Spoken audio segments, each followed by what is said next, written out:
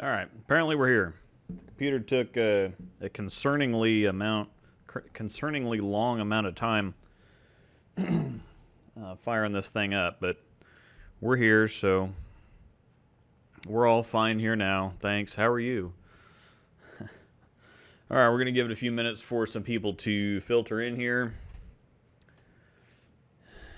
Like normal, I'm drinking Cassie. I brought the body armor back for you. This is the watermelon strawberry body armor. It's my second favorite. It tastes like liquid cherry Jolly Ranchers. And yes, this is the Miami Vice jersey. It matches the chair. It's the two best colors, so there's that. And most of the reason for the body armor is because it's not carbonated, and I'll just let you figure out the reason for that. So anyway, we're going to be talking about some, here in a few minutes, we're going to be talking about some bowling terminology, because I get questions all the time from people wondering, what does this mean, or how do I describe this, or, this is this, and what does this mean, what does that mean? So we're going to talk about some of that. I'm also going to show a pupper right now. Our buddy Rocco got adopted out yesterday. He went to his forever home. F-U-R forever. This is a picture of him in his element. That's Rocco. If I can get the camera to focus on him. Yep, that's Rocco. Big black lab. Likes he'll bawl all day long.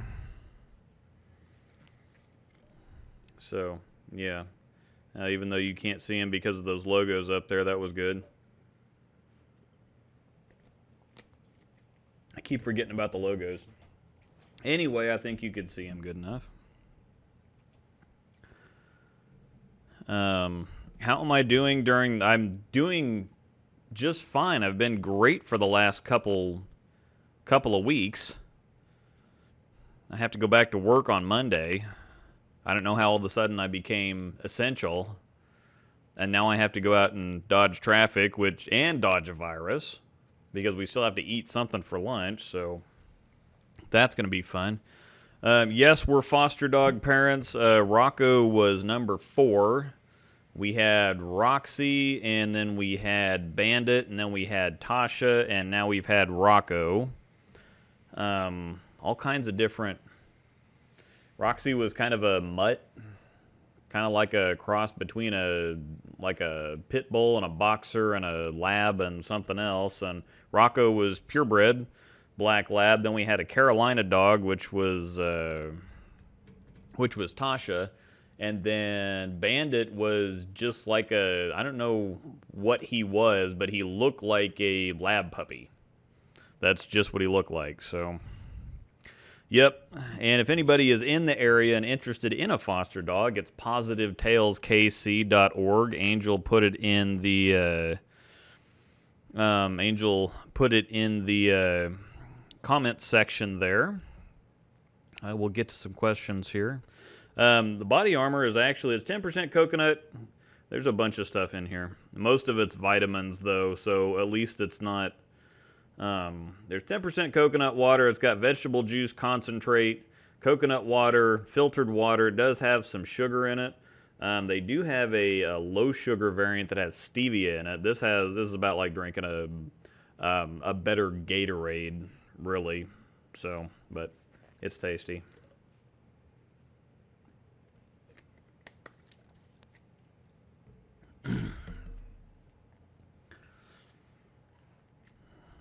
I've been watching a little Mika Koivuniemi. Does he still do PBA 50? I did pronounce that right, by the way. Thank you. Thank you. I'm not sure. I think Mika does a lot of stuff over in Europe now. I don't think he travels around the U.S. much anymore. I think he's kind of um, competing more in European areas. James,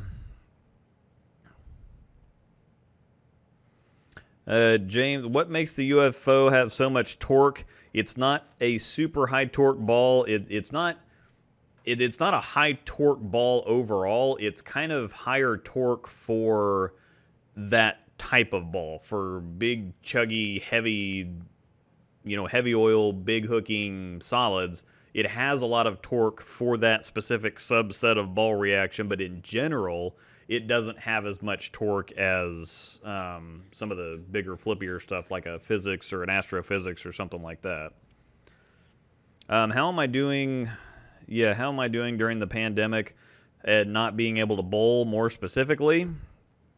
It's been fabulous, actually.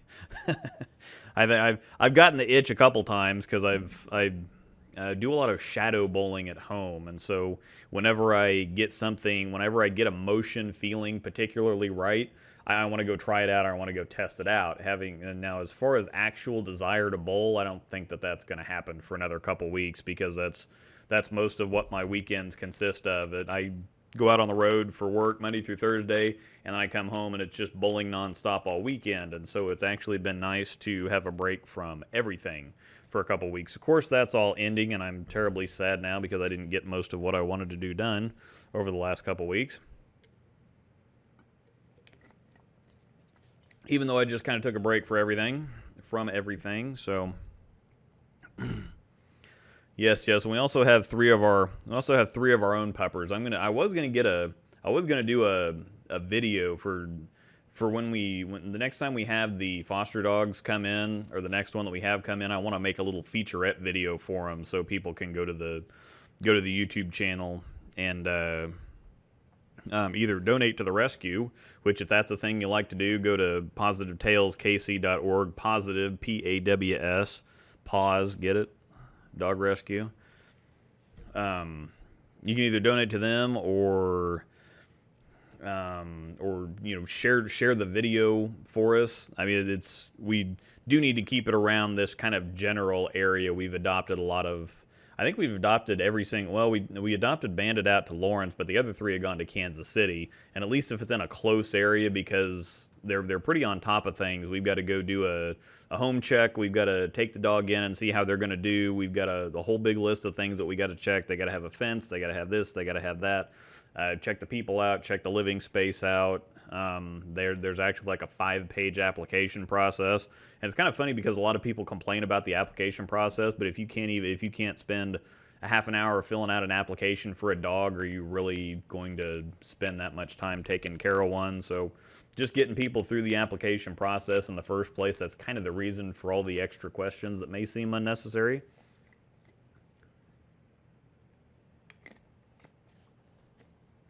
But yeah, it's a lot of fun. And of course, we have 3 of our own, and I might do some videos of our puppers too, just because it's fun. We actually have on our chat server in Discord.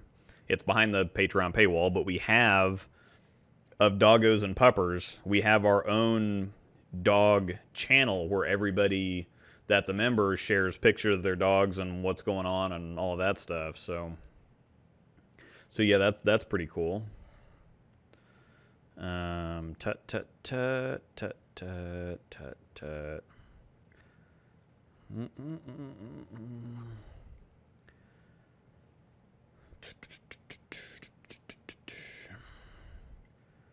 Nunya? Where was the random question? I didn't see a random question. Oh well. Oh, there you go. Just right above my new arsenal is the UFO nuclear cell phase 3 wild streak and the Axiom. What do you think about that setup for league and tourneys? You got a bunch of stuff at the high end. The wild streak is probably the low end of your hook stuff, so you might want to fill the bottom end of it in with something like a high road pearl, or maybe get a Hustle Inc., something kind of in the lower end of the spectrum there. I don't use them a whole lot personally, but I do have a couple at the very low end of the bag, just for emergencies. I've heard from Randy from Brunswick Bowling that you don't want to bake them because it'll wreck the core. He actually called storm in Utah. Yeah, well, you won't wreck the core, you'll wreck the cover stock. And the thing about that is that the manufacturers all have a heat level or a temperature tolerance that will actually void the warranty if you go over that.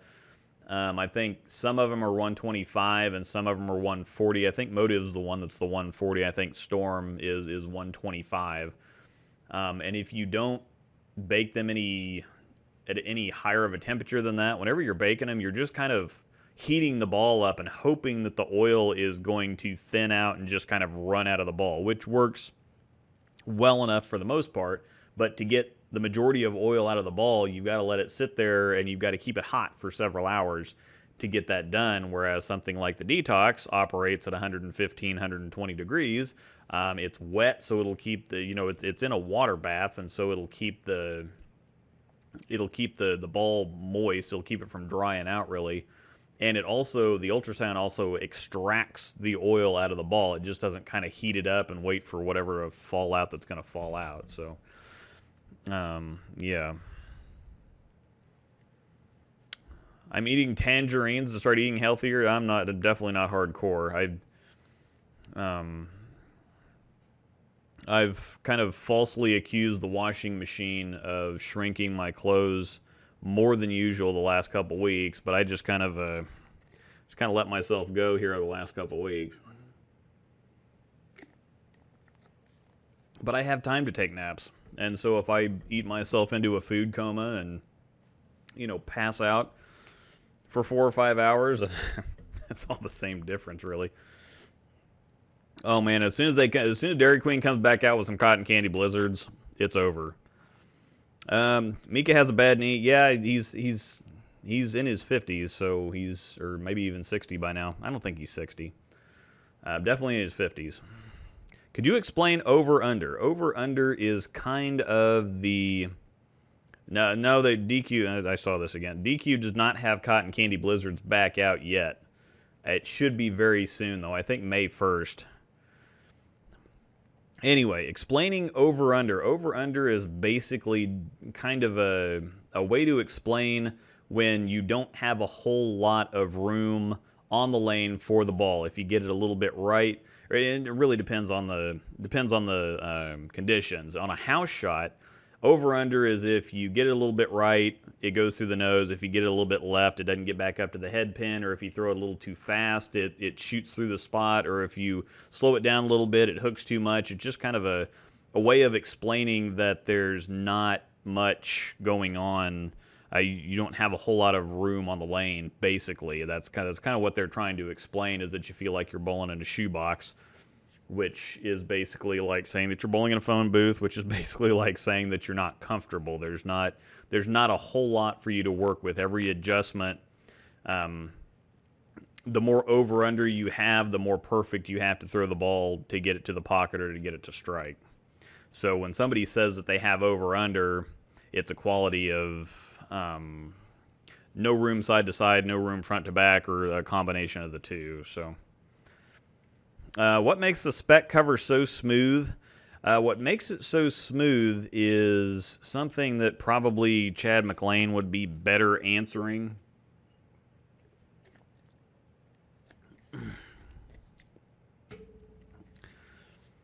Part of it is how much it hooks.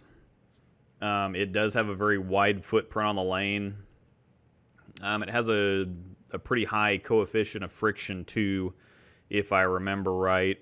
And so the earlier something gets traction just in general, the more it's going to hook.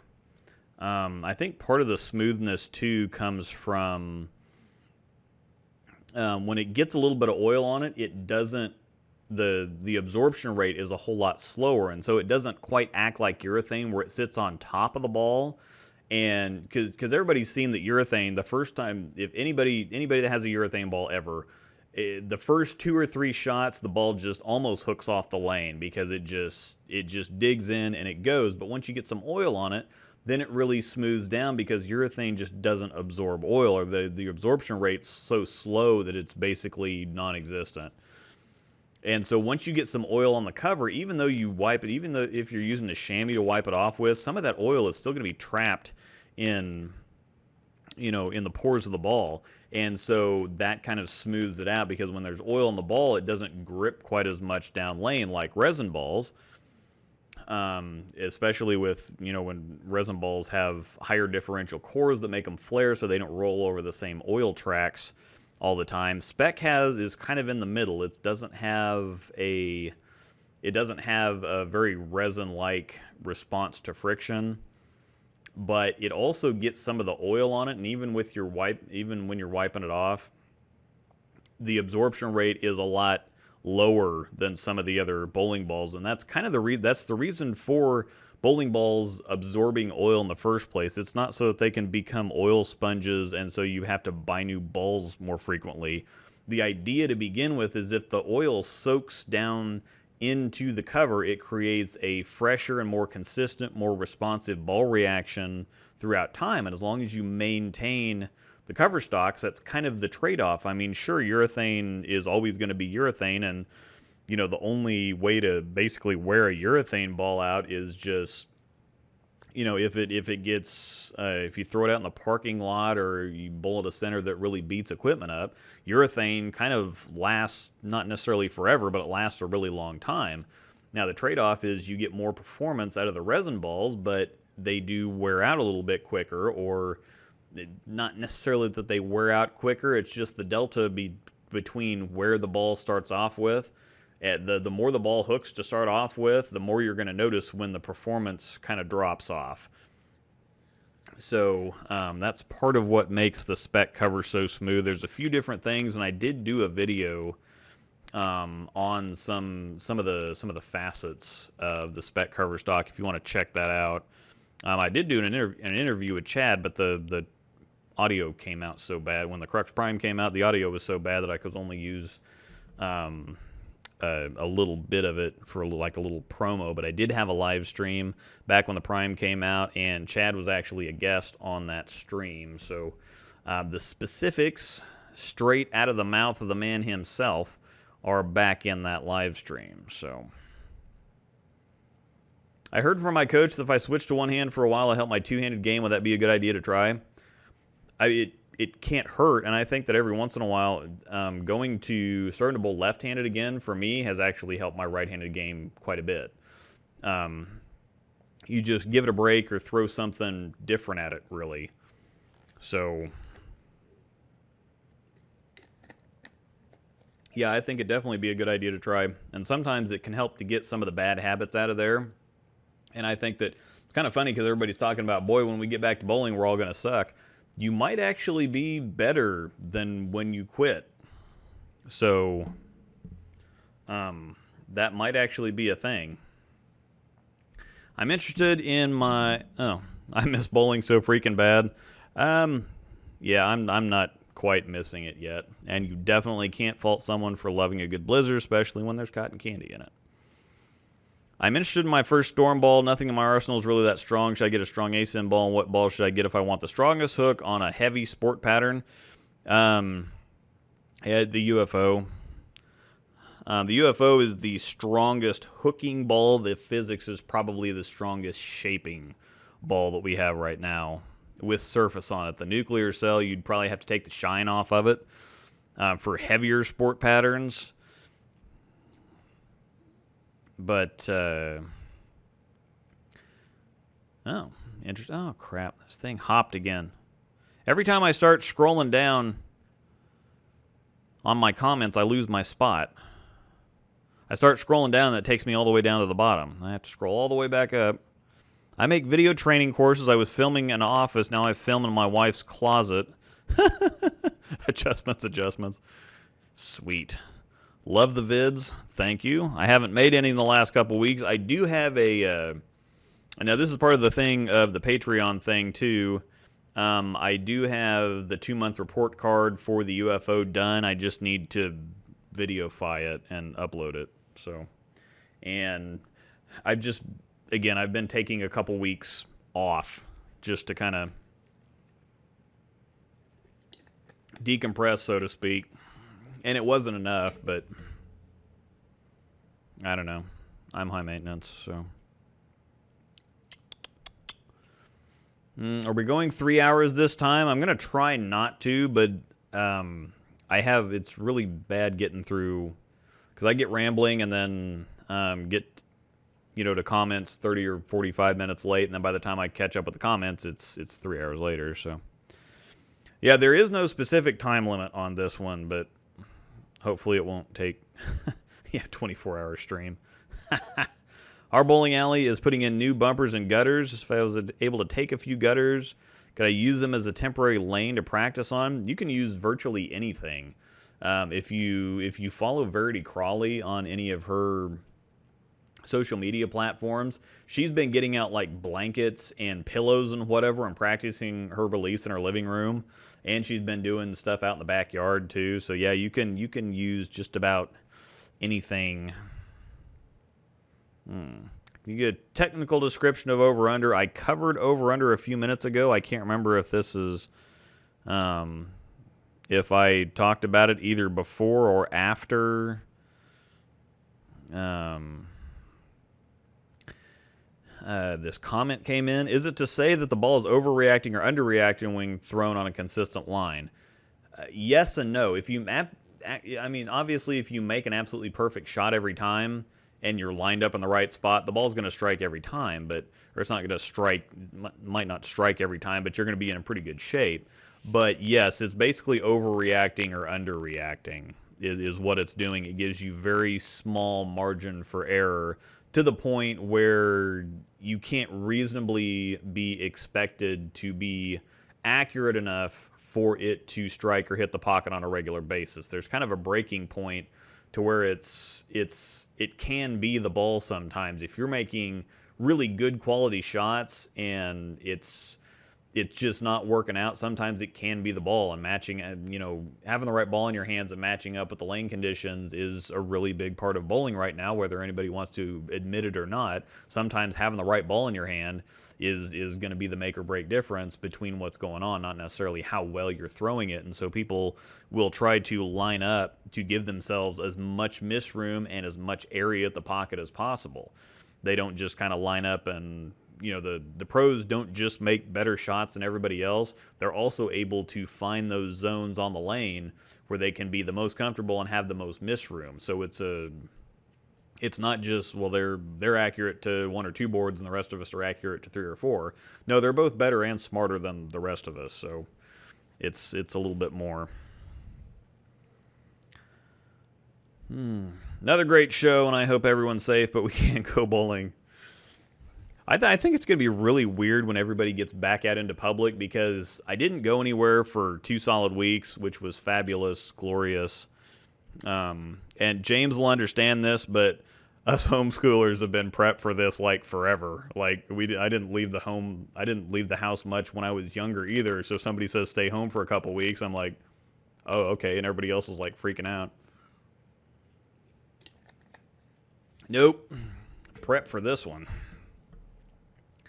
But yeah, I think it's going to be weird because I went out to Chipotle to pick up a food order a couple days ago, and you're walking in there and everybody's like using their shirts. They're sticking their hand inside their shirt and they're pulling the door open, or they're backing out through the doors, and everybody that's standing there waiting for their orders is 6 feet apart and kind of eyeballing everybody else to make sure that they're 6 feet apart. And it's going to be kind of funny when we actually get back into the swing of things and see, if people are still hesitant to do high fives or whatever else. So, is the nuclear cell like the Halo in any way? Absolutely not. I think the cores are kind of similar because they create a straighter motion off the end of the pattern, but the Halo's pretty early and smooth, and the nuclear cell goes long and turns sideways. So.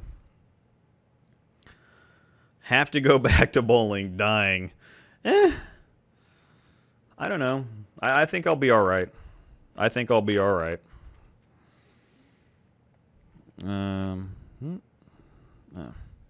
Just getting back into bowling after 11 years, thinking about replacing my arsenal. Are new balls that much better than they were 11 years ago? How quickly should I replace my arsenal? I don't think that they're better so much as they're different. I think it's gotten to the point where, like golf clubs, like this year's golf clubs aren't better than like 4 or 5 years ago's golf clubs, because better is kind of relative. They're just different. They're just kind of fresh. They change some things up. They do incrementally kind of improve some things, and I think that bowling balls now are quite a bit more versatile than they used to be. Like the bigger hooking stuff used to, if you didn't throw it on heavy volumes, it was going to puke and burn up all over the place. Now they have stuff like the UFO that doesn't really do that. The spec cover doesn't really do that. The Pearl bowling balls used to be, they were going to skid flip, but they weren't going to give you a whole lot of room on the lane. If you had room on the lane, you could use those balls, but they were also going to create some carry down, and it was kind of a mixed bag there. But now quite a lot of the Pearls are more versatile than they used to be, and of course the hybrids, being kind of in the middle, have always kind of been versatile, but you can see them kind of tightening up things on the edges. So it's not like the good stuff now is better than the good stuff 10 years ago. It's just that I don't want to say the bad stuff. It's the more fringe balls, or the more specific use balls. I think that the circle's getting smaller. So the good stuff is just as good, if not maybe a little bit better than it was several years ago. I think a lot of the companies are looking at improving durability or longevity of reaction now, as opposed to trying to focus on making ball reaction better, because there's only so much, science is science and physics is physics. There's only so much room that you can create on the lane when you have these very defined mathematical constants such as friction and oil and topography and all these other things. There's only so much better they can make the good stuff, but I think that the fringe stuff is getting better.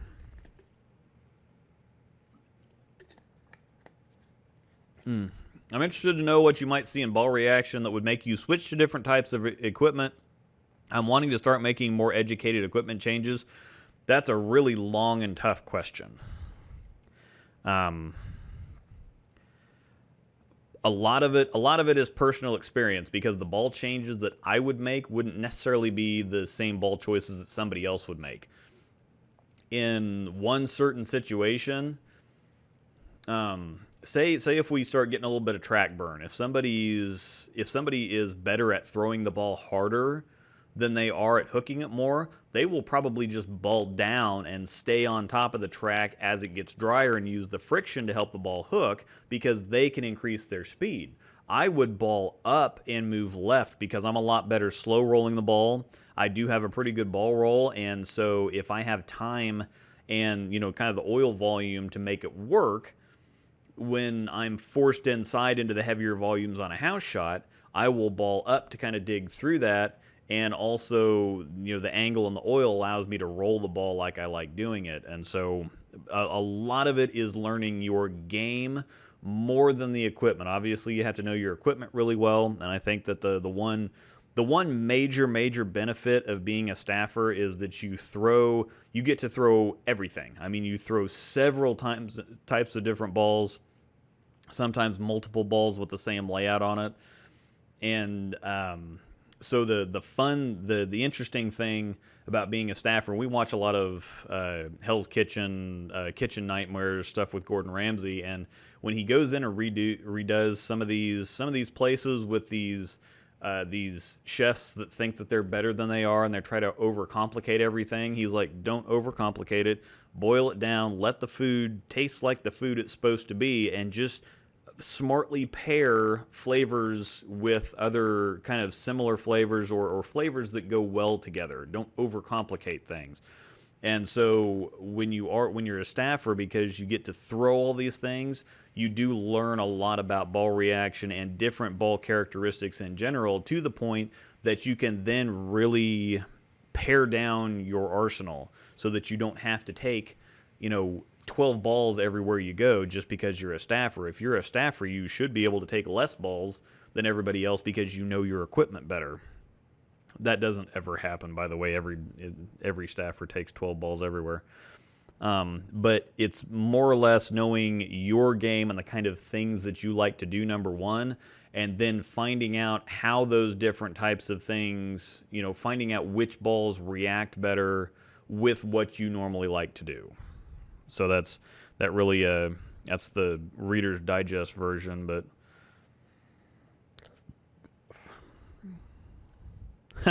got the censored version of The Big Lebowski. This is why you don't feed a stranger scrambled eggs. Yeah, that's pretty awesome. If I wanted to make my own clear ball from home, what material should I use? I know I couldn't use it for any tournament or anything, but I still want to do it. I have absolutely no idea. I have no idea. Dairy Queen already re-released the Cotton Candy Blizzards.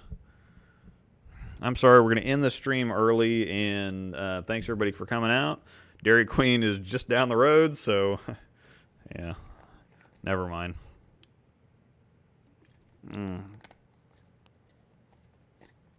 I'm dressed for a Cotton Candy Blizzard, for God's sake. I mean, look, I am a Cotton Candy Blizzard. Ooh, little room for error. Got it. I always wondered what that meant also. Yep, that's... Wet dry is the same thing pretty much as over under. Wet dry is, or when somebody was asking earlier before the stream started, what cliffed and walled meant. Wet dry is basically cliffed, or when somebody says cliffed, they mean that it's the wet dry line. It's way too much friction, too close to way too much oil, and that's what a lot of the big walled up house shots, when people say house shots are hard, sometimes with those big ratios of like 20-1 or something, it's really, really dry outside and really, really wet inside. And that's not actually easier than like a 7-1 shot. Most of the time, between the 12 to 15-1 shots and the tougher sport patterns that are 3-1 or under, 7-1, kind of right in the middle, where it's technically tougher than a house shot, is actually easier than a house shot most of the time, because you don't have that severe wet dry line where if you get it aboard right, it's going to hook off the planet, or if you tug it just a board or two, it's going to sail. Oh crap, I'm going to get shot with a Nerf gun already. James sent me $10. Yep, I didn't even have, yeah, pew pew Nerf gun time, pew pew. Yep. James is already... I didn't even have to look. I just saw $10, and I saw the picture, knew it was James, and I knew it was going to be some Nerf gun stuff. All right. Got a Crux Prime just waiting to throw it. Sigh, come back bowling. Oh, God, just...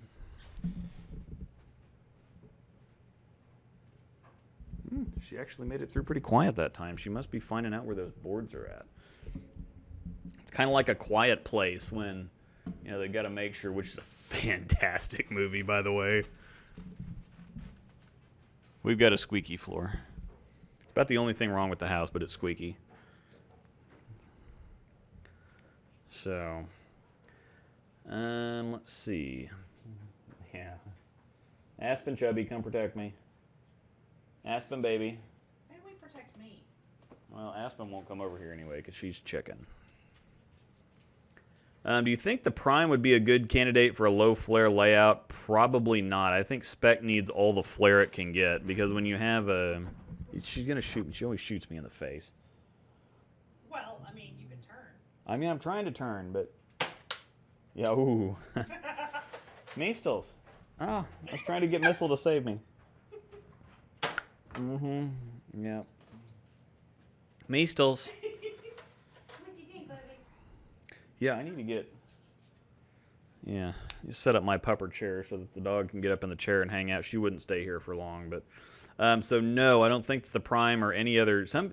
I keep getting comments from people that say that Storm needs to put Spec on an IQ, and I really think that'd be a terrible idea, because the ProMotion has like an 050, 051 diff or something like that, and the IQs are 029, and the ProMotion's already really, really smooth, and less differential on that I don't think is a good idea. So I'm a lefty with a low to medium revs. I have a Halo Pearl, Quantum Bias, and a Cutting Edge Pearl. What do you recommend to fill the gap? I don't know much about Brunswick stuff. When I was in the pro shop, I used to follow stuff quite a bit closer, but now it's about all I can do to keep up with the stuff that we've got coming out. So if it has to do with other bowling balls, I think that'd be a much better question for Tamer.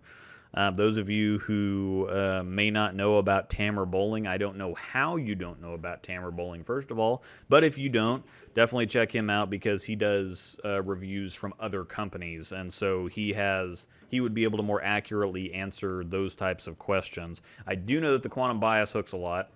And the cutting edge pearl is kind of a mid-weaker, so I'm thinking that you're probably going to be looking at something, because the Halo Pearl and the Quantum Bias are both ASIMs, so you're probably going to be looking something in the phase 2 idle kind of area there. So a kind of a stronger symmetric ball is what I would be thinking. The UFO is the strongest ball I've ever thrown. Yep, I would also agree with that. Clift is slick out, hooking in. Not necessarily. Clift can be either or. It can be where it's too slick outside and too dry inside, or too dry outside and too slick inside. Clift it just kind of describes a wet dry of, not make it being hard to get to the pocket because the dry line is right next to the wet line and there's really no margin for error.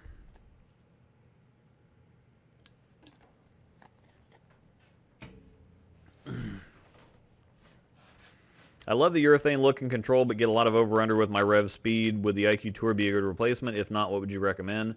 Yeah, I think if you like that kind of look in the control, especially with your numbers there, the IQ is not going to bend a bunch or cover a whole bunch of boards, but it will do more than urethane does. Get you a more resin shape, but something that's still going to be pretty smooth and controllable. So, well, crap. Oh, Bork.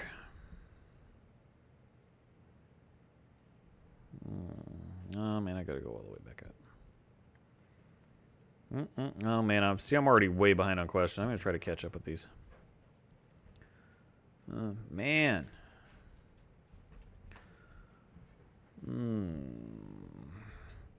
Buddy Kyle Lovell in here. I'll get to that question in a second. Oh, there we go. I'm pretty close to that. Okay, can you only use 2-inch pin layouts for big ASIMs, or is it possible to try it on other balls? Generally, I think that the best balls to use it on are stuff that's already kind of rounder and more continuous to begin with. So stuff like the Hustle Ink, High Road Pearl, Idle Pro, Idle Pearl. I think it's going to be really good on stuff that's kind of got that kind of rounder motion to it. IQ Tour actually it's not going to flare a whole bunch, it's being closer to urethane, but it's still a pretty good look. Something that makes the pocket bigger, so to speak. If you have a rounder motion more continuous motion going into the pins, something those generally aren't as dependent on trying to get the ball to shape up better into the pocket. To get the pins down, it kind of makes the pocket what I call making the pocket wider. It means that you have a higher strike percentage from a wider portion of the pocket instead of having to be, because everybody's got those balls that if you're a little half pocket, it's going to leave the 10 every single time. Rounder balls typically kick out more 10s and trip more 4s because it's not using so much energy on the back end. So stuff that's already kind of rounder to begin with, I think it's really good for those shorter pin layouts. But yeah, you can, like James said, you can short pin symmetric stuff too. So yeah, idle would actually be another pretty good one too. So what is your arsenal? Right now it's 3 ball. It's been the Wild Streak, the Phase 3, and the ProMotion. But I put a lot of use on the Wild Streak in Phase 3 in just a pretty short amount of time. And so they started slowing down a little bit. And this is another thing that I'll interject right here when somebody says, oh, you'll go and get a ball out of the closet or back out of the box after 2-3 months and just, I want to try something different, so I'll go grab this ball out, and then you throw it and it's amazing, and you're like, why in the hell did I ever put this ball away to begin with? Well, because if you use a ball more frequently, the oil doesn't have a chance to get further down inside the cover stock. And so when you start bowling with it, the ball's going to warm up a little bit and the oil's going to start, it's so close to the surface that it either is going to get saturated quickly, or the oil, as the ball warms up, it's actually going to, the oil inside is actually going to start coming out a little bit and make it kind of slicker, make it not want to hook quite as much. Well, if you let a ball set for a couple months, the oil is going to soak in and you're going to get that squeaky dry cover stock again, unless the ball's completely saturated. But I was going to give those a couple weeks off, and so I got the Omega Crux out, and I can't remember what else I stuck in there, actually. Let me look on the wall here. Nope, none of those. So I'm not entirely, no, the Halo Burn. Yeah, I stuck the Halo Burn in there with the Omega Crux, and the Halo Burn's like one of the goats, period. Love that ball. Nick Brown still has a couple of them that I saw in a picture that he's hiding from me, so I'm gonna have to talk to him about that. But the Omega with a couple games on it's tamed it down just a little bit, and it's nice. So what do you recommend for a ball down from the P3 for a tweener? Probably or what? Okay. Yeah, I got that question. P3, you're probably going to be looking at one of the MVPs or like an IQ Emerald, something like that. How can you tell if there's a lot of volume in the fronts? Generally, it's tougher to tell, especially depending on where you're targeting. If you're targeting, say, the arrows, you're not going to see ball reaction for the first 15 foot of the lane because you're looking at your target and you're throwing at your target. And so it's going to be really hard to see anything from the foul line to the arrows. I actually look at the foul line, not for that specific reason, but I found out that it was an unintended positive byproduct of just looking at the line. Wes Malott actually looks at the line too. It just kind of helps me get, if I get my shoulders aimed in the right direction, I get everything on the right track, I am pretty accurate. And so if I'm watching where I'm at and I make sure that I get to the foul line in the right spot, I do drift a little bit, and sometimes if I don't necessarily want to make a move, I'll increase my drift a little bit one way or the other. I'll just kind of look at where I want to end up. So if I want to still look at the lane the same way, but get a little bit more length or get the ball to hook up a little bit more or something like that, I'll just adjust my drift a little bit. But I also do get to see those first 15 feet of the lane, because as soon as I put the ball down, I'm watching what it's doing through the earliest parts of the lane. And if you have heavy oil in the fronts, there's not really a way to tell how heavy it is or how much there is. It's going to glide easily through the front part of the lane. So there's not really a whole bunch of help there. But if you get in practice and you can get something like the UFO down the lane or through the first 30 feet relatively easily, that's going to tell you that there's a lot of oil in the front. You won't be able to tell so much with something like a high road pearl. But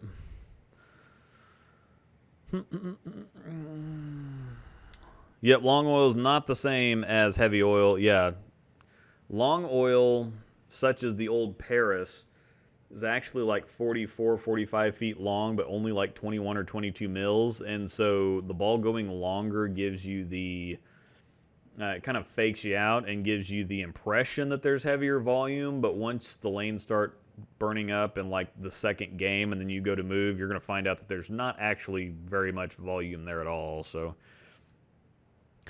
would putting a ball in a bucket of hot water be a good way to rejuvenate bowling balls at home? Not really.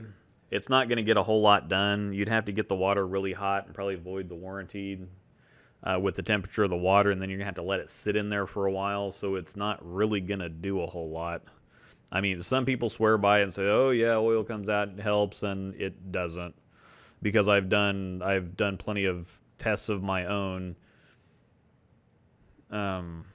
with, when I can tell what the temperature of the water is, because I can normally, most of the time when I'm doing a detox, I'll let it kind of pre-soak for 10 or 15 minutes to get the ball warmed up and give a chance for the oil to kind of loosen up a little bit. It comes out a little bit easier. So I let the ball sit in the water for 10 to 15 minutes before I actually start the treatment.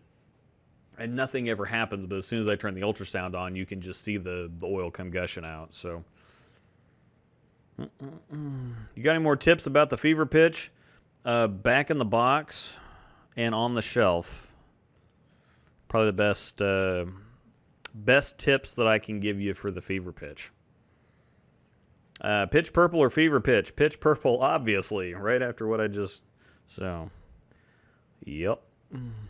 I just got a phase 2 in my... I just got a phase 2 and it barely hooks. My rev rate is 400. Well, those two things don't sound right. So it's either a layout thing or a crazy oil volume thing, or maybe you were bowling after some open bowlers or something. But yeah, the phase 2 definitely hooks a lot. And if your rev rate's 400, there's something else really crazy there going on. So I'd have your pro shop operator take a look at that. So...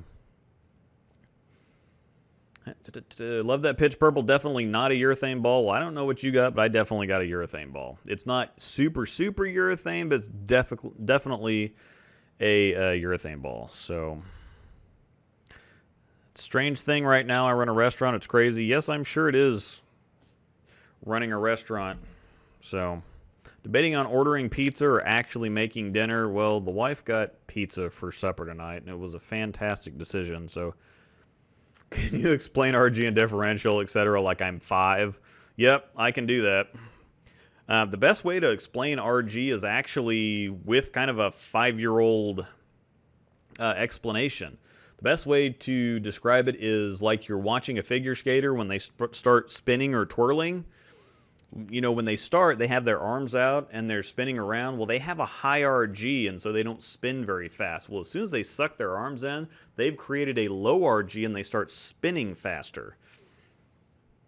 So that's basically, the higher the RG is, the harder it is for a ball to actually get into a roll or kind of rev up. You can see some balls that when you throw them, they just look like they're kind of loping and they're not really doing much. They're not accelerating, so to speak. But when you throw the stronger balls with the lower RGs, you can see them start to rev up and actually kind of start spinning faster. So that's low and high RG. Differential is literally just the difference between the vertical measurement and the horizontal measurement. And the greater the difference between those two, the more imbalance that you're going to create as the ball's rotating. That's what makes the ball flare. So you see the ball come back and they have the oil tracks on there. The more flare you have, the further apart those oil rings or the flare tracks are going to be. And there's 2 bow ties on the ball where those lines kind of intersect. So as the ball's rolling and as it's rotating and as it's kind of turning, well, there's a spot on top of the ball and there's a spot on the bottom of the ball where those tracks, because the track shifts kind of this way, generally speaking. But as the rings kind of twist, they're going to intersect themselves at 2 points on the ball. So when they're doing that, the higher the flare, the smaller those bow ties are going to be and the less carry down that you're going to create effectively, and also the more fresh surface you're exposing to the lane on every single rotation. So that's basically RG and differential in a nutshell. What training tools would you recommend for while we can't bowl? I got the orb from Bowl U, but just want to know if there's anything else you'd recommend. Legs are big. This is the one thing that I've heard from the older bowlers. As you get older, keeping your legs underneath you is big, so do some leg work. Everybody skips leg day anyway, especially Chad McLean. And so that's the one thing that a lot of the older bowlers say that really hurts them the most, is just their legs get tired.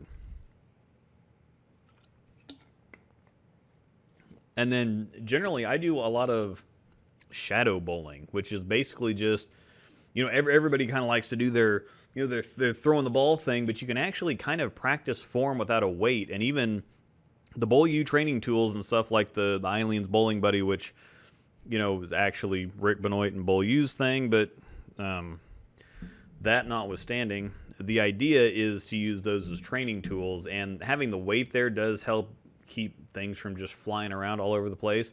But you can practice form, and they do kind of practice form sometimes without any mechanical training aid, so that you can just get the general feeling of it to begin with, then you add the weight later. So If you don't have the means to get your ball revs and so forth, how can you figure by sight if you have enough revs on... I don't understand half of that. On Zooey's Yeah balls, I'm slightly confused. So you're basically wanting to know how you calculate rev rate. It's one of those things you just kind of get used to. Having the rev rate thing on the PBA shows is kind of helpful. It's kind of not helpful sometimes because it's inaccurate quite a bit. But I kind of hope we don't go back to I5s because I failed patty cake in kindergarten. Interesting.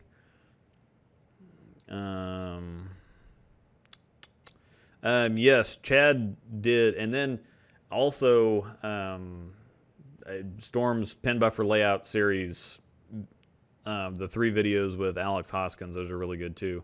And yeah, the figure skater reference is the easiest and best way to explain RG. Oh, how's Anthony? The big dude Anthony. Well, the big dude Anthony isn't big dude Anthony anymore. It's really kind of funny that he'd always been okay with being the fat guy because he just, yeah, I'm a fat guy, I don't care, you know, it's cool, whatever. And just some people it's hard to imagine them being any different way. Like if I gained 100 pounds or something, it just would look weird because I'm the little skinny toothpick ginger guy. He's just the big guy. Well, he's not the big guy anymore. When I saw him in September at, there's $10 more again. Joe Zapansky, hey, I imagine that's how you pronounce your last name. There's a lot of C's and Z's in there, but so yeah, Joe, thank you, appreciate it. Joe's still in. I've actually got your stuff sitting right here in a 2-ball tote. So, still in Colorado. But thank you very much for the donation. I appreciate it. And we'll see you before too long, I imagine. Unless you're just kind of hanging out there until all this virus craziness goes. Anyway, I saw Anthony in September, and he was still the big dude Anthony. And now he's small dude Anthony.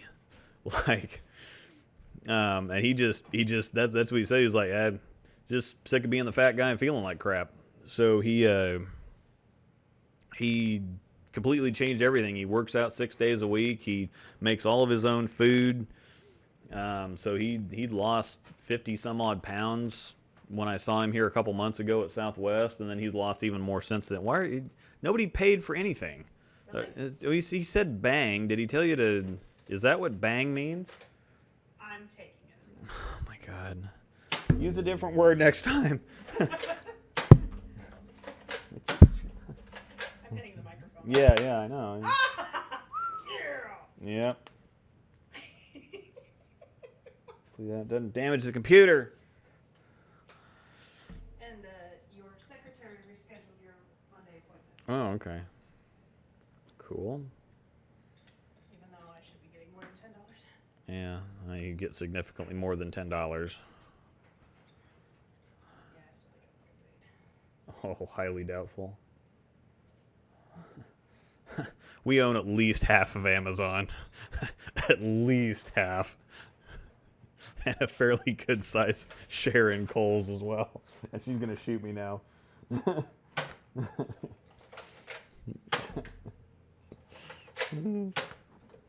Yeah, still never got. Oh man, you got that one. Yeah. Ow. How many bullets? That thing only has 6 bullets in it.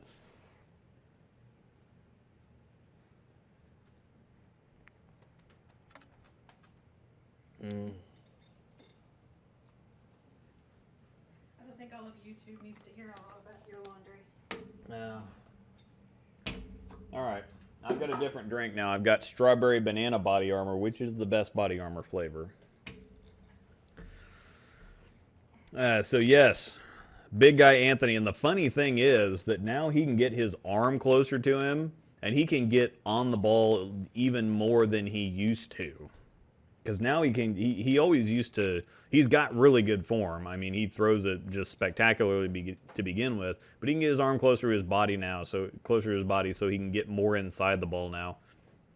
So yeah, he's doing really well, and he's really happy, and I'm pretty happy for him. Because Chris is the big guy. yeah. That's kind of funny. The other guy that we both switched trios with, he's the fat guy now, so. He hates it. Yeah. Any stronger compliments to the Halo outside the UFO? I sort of struggle once the Halo starts to get lazy and starts leaving flat 10s. Well, that's the thing about the UFO. It's more continuous than the Halo is. The Halo, the core kind of makes the ball straighten out down lane a little bit, which is not necessarily a bad thing, especially if you have a higher rev rate, getting the ball to kind of lay off on the back end or straighten out, kind of counterbalance things. The UFO is more continuous than the Halo is, so. Shocked you didn't ring the bell and order a Blizzard. I mean, I can, but they'd have to have, I'd be awful upset if they didn't have cotton candy. So, there's the bell. I need a Blizzard. Where's the guy with the cotton candy Blizzards live at? Because I mean, we can drive. As long as I'm back by Monday, then we'll be okay. So, my favorite term of all time, no matter what, is heckin'. Yup, definitely. Got a 435 rev rate, and the nuclear seems like it'd be a bit too strong. Would the HP be good for that spot too? No. Well, if you mean Halo Pearl rather than High Road Pearl, I would say yes. So, how do you make a ball hook more?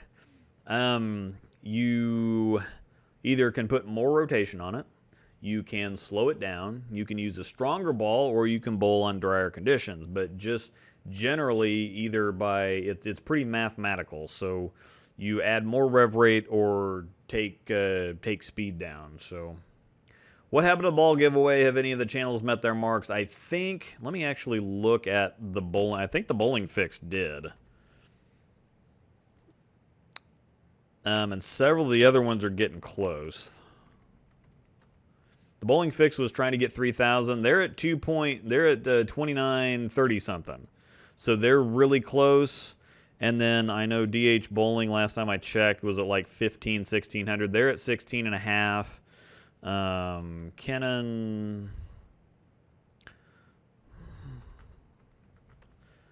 is at 1500. So yeah, everybody's making some pretty good progress. We're still not there yet, but everybody's making some pretty good progress. So, oh man, shooting me with Nerf guns and stuff. I like flat shots more than house shots. Make things suck so much more for right-handers than it does for me. Yeah. Yeah, because lefties are used to having nothing to really aim at to begin with, so. Oh, yeah. Yeah, Grizz, I saw that you... Yeah, sometimes that happens. You keep hitting it and it won't accept it, and then all of a sudden you posted like 5 or 6 times. So, howdy everyone. Oh, man, I'm so far behind on... heard a lot about Pearl cover stocks. What's physically the difference about Pearl and general attributes does it have? Pearl balls, typically, I don't know as far as chemically speaking, but I know that the Pearl additives make the ball go, oh man, Mr. Bill, what are we doing here? Please don't shoot me. Antlers and blizzards, hashtag back end. Yes, antlers and blizzards. Thank you much, Mr. Bill. The dogs will enjoy it. They're currently in their spots. They like land in their crates. Their crates are kind of comfy, though. We've got the biggest dog that we have is 80 pounds. It's a husky. And we've got an 150-pound dog-sized crate. Plus, they have memory foam bath mats in there. So, like the mats that you'd put in your bathroom or something on the tile. We've got the nice plushy memory foam ones for them to lay on in there. And so they actually like spending quite a bit of their time in there. Especially when I'm on the tube down here. Who is Tamer? Yeah. Pearl cover stocks generally go longer and stronger. They're more, there's less traction in the oil, and they're more responsive to dry boards. Is generally what the deal is with those. So, yes, and Mr. Bill comes in with the techie stuff. A big thing people don't even understand to this day is when a lefty says they're walled, please explain for the general populace. If a lefty says that they're walled, then they've got like 3 or 4 boards, and that's a whole bunch of room for the left side.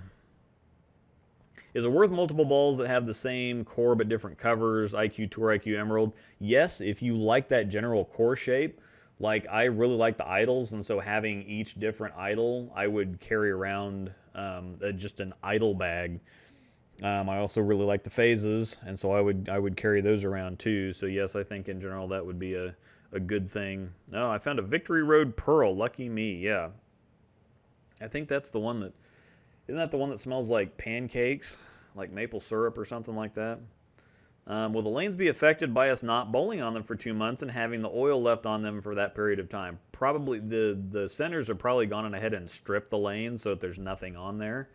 And they probably... I mean, they might have stripped them a couple times. But yeah, they won't be affected at all. So yeah, they probably stripped the lanes and gotten that taken care of, so there's probably no oil on the lanes anyway.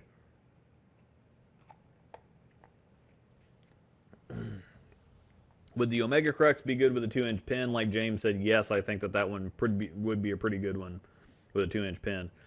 Why haven't we seen more of the Hustle Link on tour after Matt O'Grady? Because most of the time, the tour patterns have a lot of volume and a lot of, even if they aren't long, they have a whole lot of volume, and something like the Hustle Link just isn't quite strong enough to produce a good ball motion on that heavy amount. They probably use it a lot on tour, just not quite as much on TV.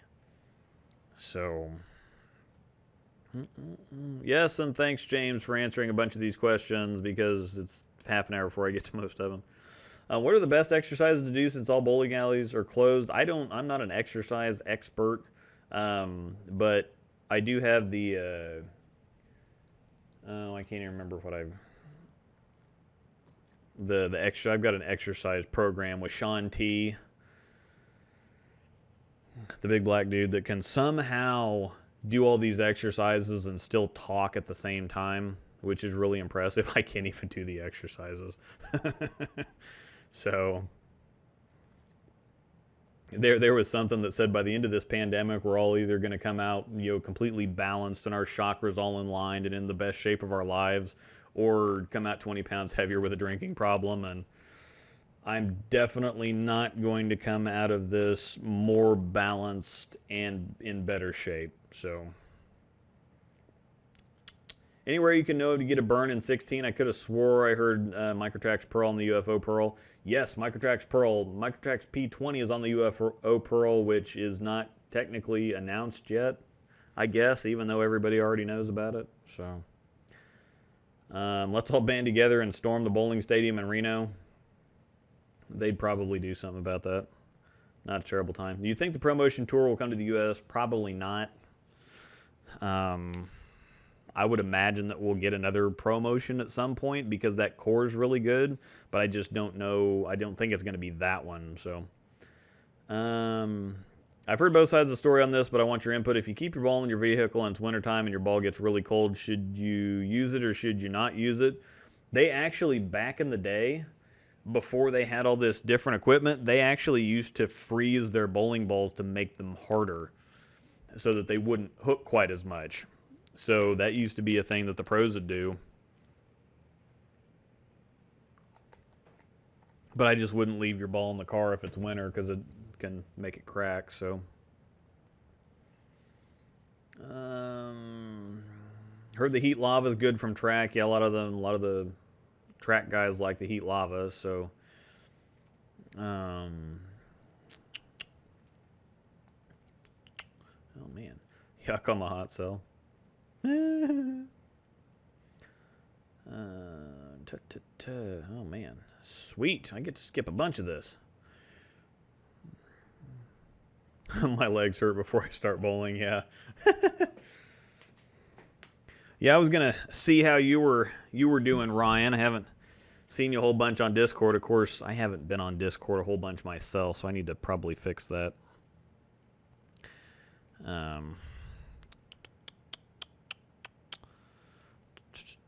will you ever do the Storm Hot Sauce or Spare Challenge? Yes, if I visit.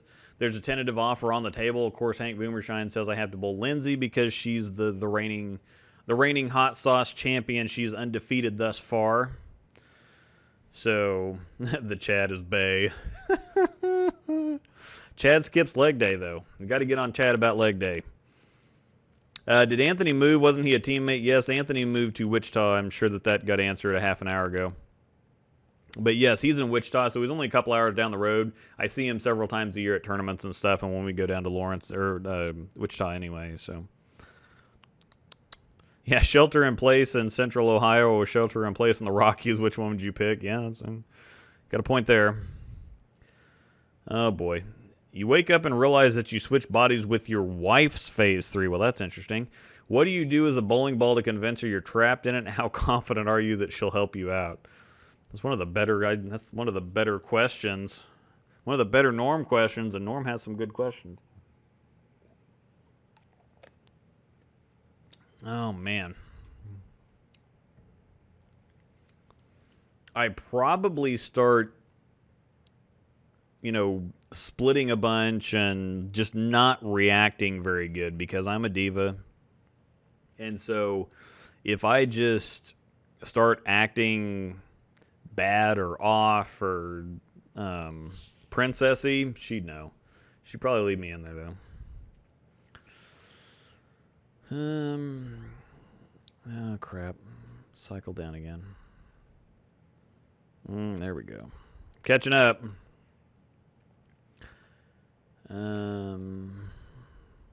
Yeah, it's a freaking coronavirus. Luke's like, yeah, just go with the flow. Yeah, pretty much. They had something on there. They had something about the different demographics or kind of like the different age groups and how they were generally handling the whole virus thing. And I'm like, yeah, and I mean that you tell me I'm stuck in the house for a month and I can't leave. That's like the heavens opening up and cotton candy blizzards raining down from the sky and everything. That's like my ideal situation. Hey Luke, how did you meet Ryan Burks? Ryan is actually he bowls in the area. I think he's from St. Joe, Missouri, and so he comes out to a lot of the local tournaments. And I've seen him before plenty of times because we bowl a lot of the same sweepers. But then he started watching he watched my videos, and it's really kind of interesting. And I guess it's kind of flattering, and I appreciate it from the guys like that who kind of watch me bowl at these sweepers and goes like, oh God, why is he here? I can only imagine, they don't say this, but I can only imagine it's like, oh my God, why is that guy wasting his money here? But then they watch some YouTube videos like, oh, well, he knows what he's talking about. He just can't do it. So yeah, I've had several conversations with Ryan about some things, and AJ Chapman, I saw him at a tournament and he told me he drilled a ball because my video made it look good, and then he shot 300 with it a couple weeks later, so that was cool. I think oh yeah, I'm sorry, Rook, I probably missed your question. Where was it? I'm going to scroll back up and find it now. There's so many of those. Was it all the way at the very top? You'll have to ask it again, Rook. I did a lot of skimming here. Let's see. Tut. Don't shelter in Vermont. There isn't much here to do under normal circumstances. There's nothing to do in Kansas under normal circumstances. But since I think that's part of the deal too, is that there's nothing to do in Kansas anyway. And so when you're trapped indoors and they tell you can't go out, it's like, oh. There's more to do inside than there is to do outside, so not hurting my feelings. Rook re-asked his question. Okay, I'll check that out further when I actually get down there. I'll try it again. What is Shim? Okay, there you go. What is Shim? How do you wreck it and how do you preserve it? There we go. Yeah, Shim. Yeah, Shim is hold. That's one of the big ones that I wanted to talk about anyway. So yeah, that's what. Destroy with a combo of rev rate and surface. Somebody like Francois Lavoie loves the Shim.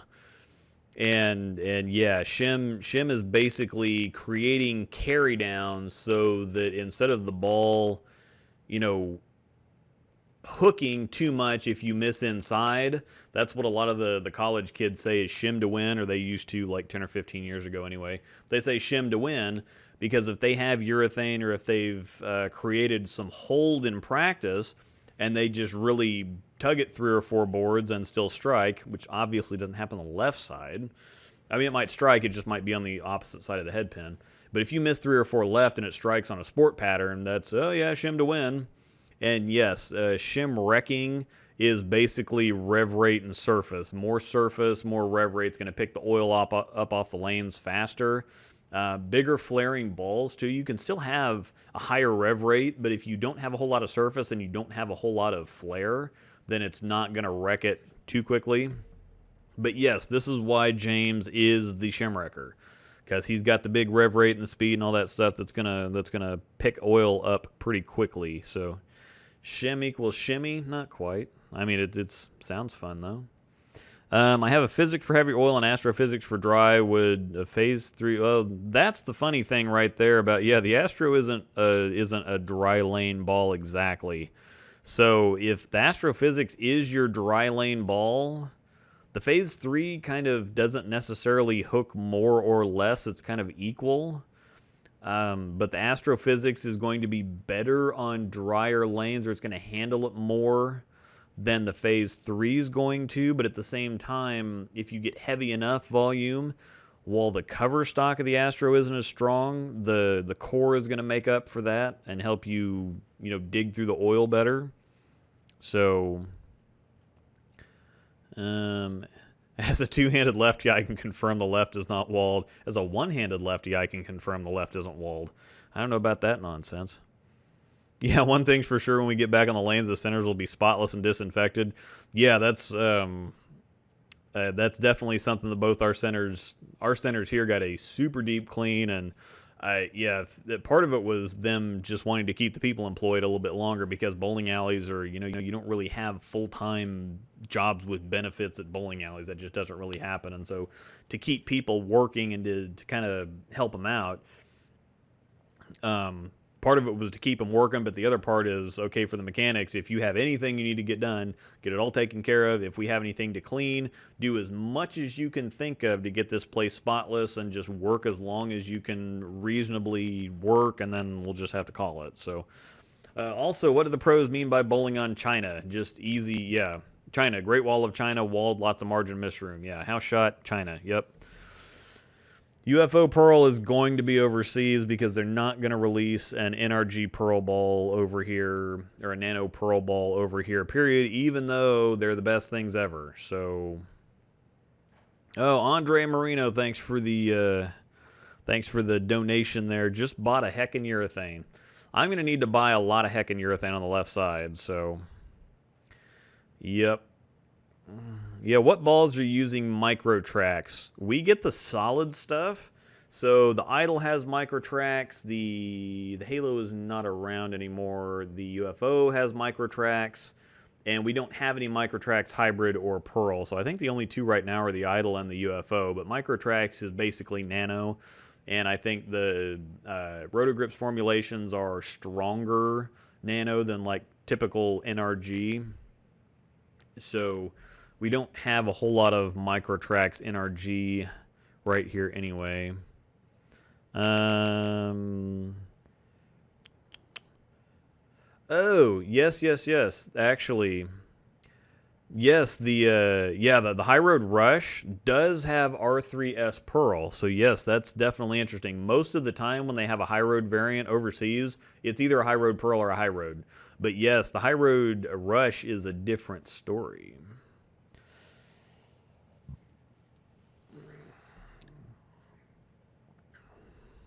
Yes, back in the day, the professionals froze their balls. They would also soak them in acetone to, yes, they would intentionally, yes, freeze their bowling balls to slow them down, and they would also soak them in acetone to soften them up. Softening the ball makes it hook more. So, yeah, they do all kinds of crazy things back then. So, Yep. Yeah, I drove through Kansas once. Not memorable. I'm in the part of Kansas where there's stuff going on, or we're at least closer to stuff going on. We're about an hour from Kansas City. We're about a half hour from Lawrence.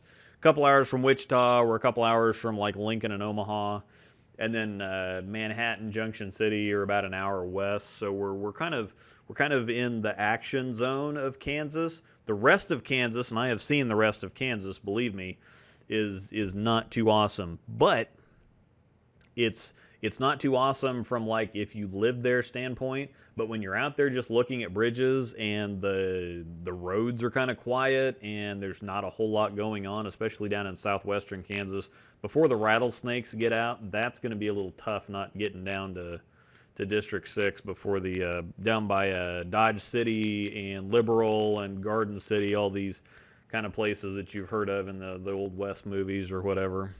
Dodge City's a big one. Dodge City is actually pretty cool, believe it or not. Yeah. But that means things are generally kind of quiet down there, so. And quieter means that I don't get run over. Guys like AJ Chapman and BJ Moore get ripped off because they throw it too good. Yes, absolutely. BJ Moore throws the ball so well that he gets raked constantly. How do you pick your next ball to order when you need a new one, not including any sponsors? That's actually kind of difficult. I have just about, if I got into a box of anything that's on the shelf or walked into my room of whatever, most of the time when I drill something new, it's something that I've already drilled before. I'm just doing a different layout, or if something just generally wears out. Like I put so much use on my second idle pearl that I had that it's gotten cut up a decent amount because it travels around to tournaments, and the places that we bowl at here are all really nice, and so they don't beat stuff up very much. But I travel to tournaments and stuff kind of gets beat up at different places, and so it's just kind of beaten up, and I just beaten up, tracked out, and so I'm going to drill a new one at some point. Oh, man. This thing skipped again.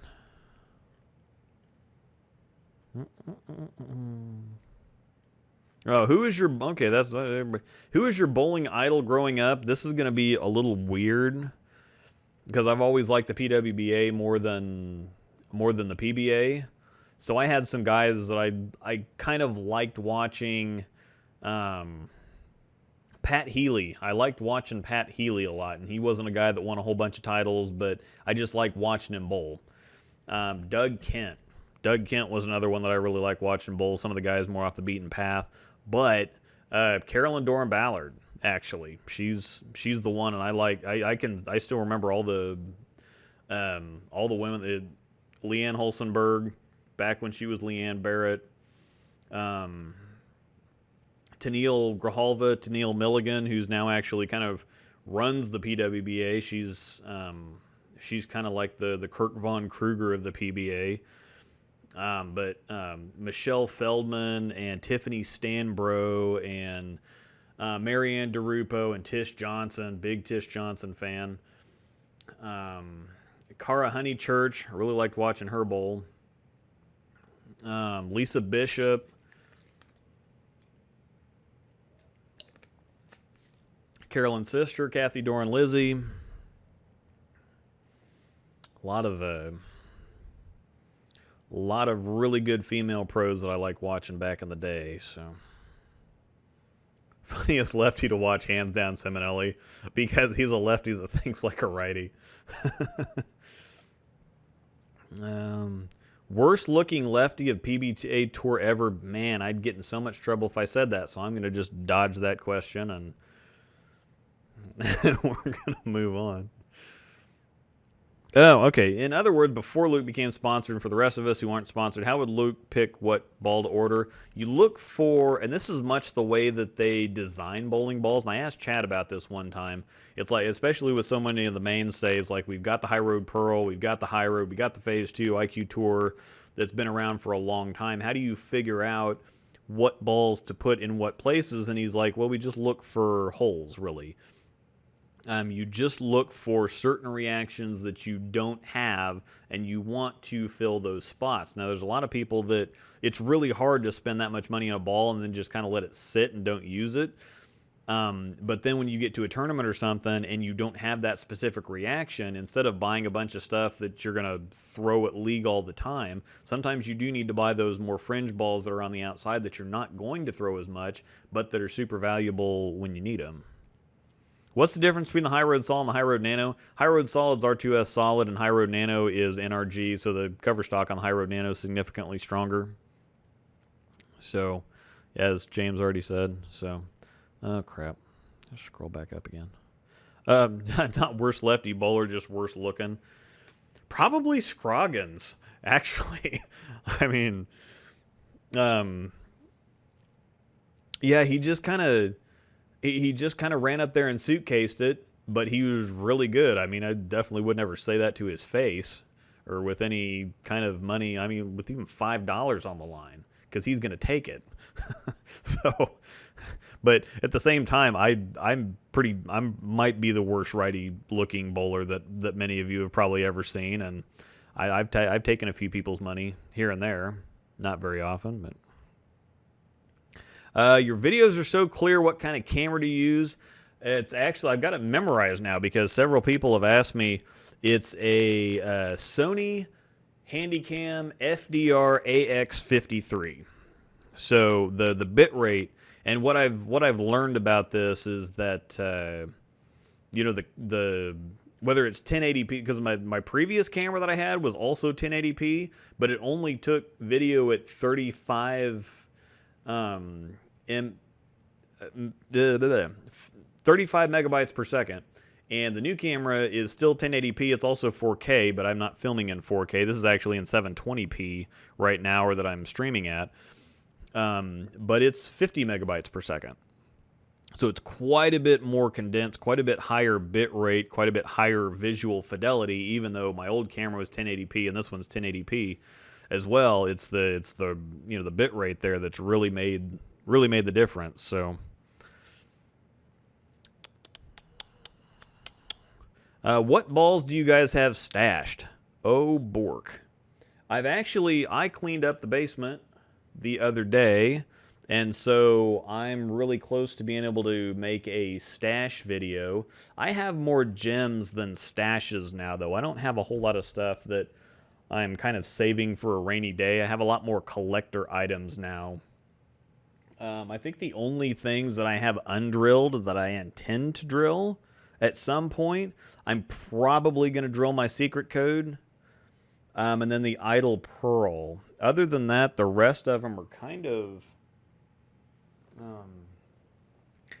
my wife's got an extra IQ Tour Emerald here. The Intense is also hers.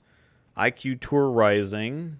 And of course, I've got a Hectic. I've got a No Rules Pearl, which are kind of fading into the probably not going to drill them category, especially now with the Omega Crux. It's close enough to the No Rules Pearl. Once you get some lane shine on it, it's the same idea, the same kind of feel, and so I can probably just go ahead and officially retire that one. I don't ever get under like an idle pearl anymore, unless they're just stupid dry, in which case I have my High Road T, which is amazing.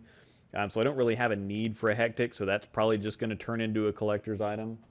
And then, of course, I have my Phase collection, the Phase Tour, Phase G, Phase Frenzy. And I think that we don't have a whole bunch of undrilled balls, but most people, like before I started doing this, or stashing a ball just never made any sense or even entered my head at all. If I got a ball, I put holes in it and I threw it. So... Rook's asking all the good questions. Brad and Kyle have the berries shirts. What are the berries? Having the berries is, I think about some gambling. You being from Las Vegas, I'm sure you know some good gambling slang. But it's just when you're on a roll. You know, having the berries is just when you've got a great look on the lanes, you've got the right ball in your hands, and you're throwing it good. It just doesn't feel like you can do anything wrong. That's having the berries. Speaking of Barry shirts, people keep asking me about merchandise, and I'm going to try to actually make that happen. But I would definitely have to have a heckin' urethane shirt. And what was the other? Oh, bowling, hashtag bowling famous. Because they were actually talking about that on one of the, at the when Bowl TV was streaming the UBA stuff a couple weekends ago. They were kind of talking about being bowling famous. They didn't say the, I kind of threw the term out there, but they were talking about the general idea of when the reason that Mike Fagan doesn't bowl on tour anymore is because, you know, he won the world championship, or he won his major, and then he's like, it didn't really change anything in my life. And he's like, in any other sport, you know, if you win a championship, if you win a major tournament in golf or something, I mean, it's life-changing stuff. And the PBA, you get more money for that week, but then it's just kind of back to normal. It's just, yeah, you won another tournament, and okay, whatever. And so he kind of realized it wasn't the big life-changing thing, and things weren't kind of go the way that he hoped or thought they would. And so he went back and got a real job and, you know, hustles on the side. But that's kind of the idea of being bowling famous, is that if you want to be famous, or if you want to be recognized, or you want to, you know, kind of have that, have the celebrity type status or following or whatever, you can go in a bowling alley for that. But if aside from being Jason Belmonte, if anybody else is out in public anywhere, like Bill O'Neill can go probably anywhere he wants to and just be another regular person. Chris Barnes, all these other people can just go out public and they're just like anybody else. They're not like a LeBron James, where if he goes walking around in public, obviously, other than being a foot taller than everybody else, he's going to get recognized everywhere he goes. Or other celebrities, other major sports players, athletes, movie stars, whatever else, they're going to get recognized. If you're a bowler, you'll get recognized in the bowling alley, maybe, but other than that, probably not. So that's bowling famous. So yes, I'm just trying to give a head nod to the topic. Yeah, I was going to talk about some stuff, but as has happened here with with the live streams of late, I get talking and can't stay caught up with the.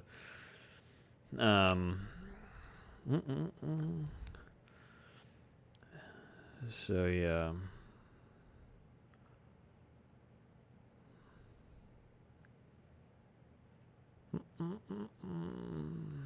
Oh yeah, Mr. Bill wins the stash award. Yes, Mr. Bill bought. I can't remember what he bought or what he cleaned out, but he got several hundred bowling balls in this stash that he bought. So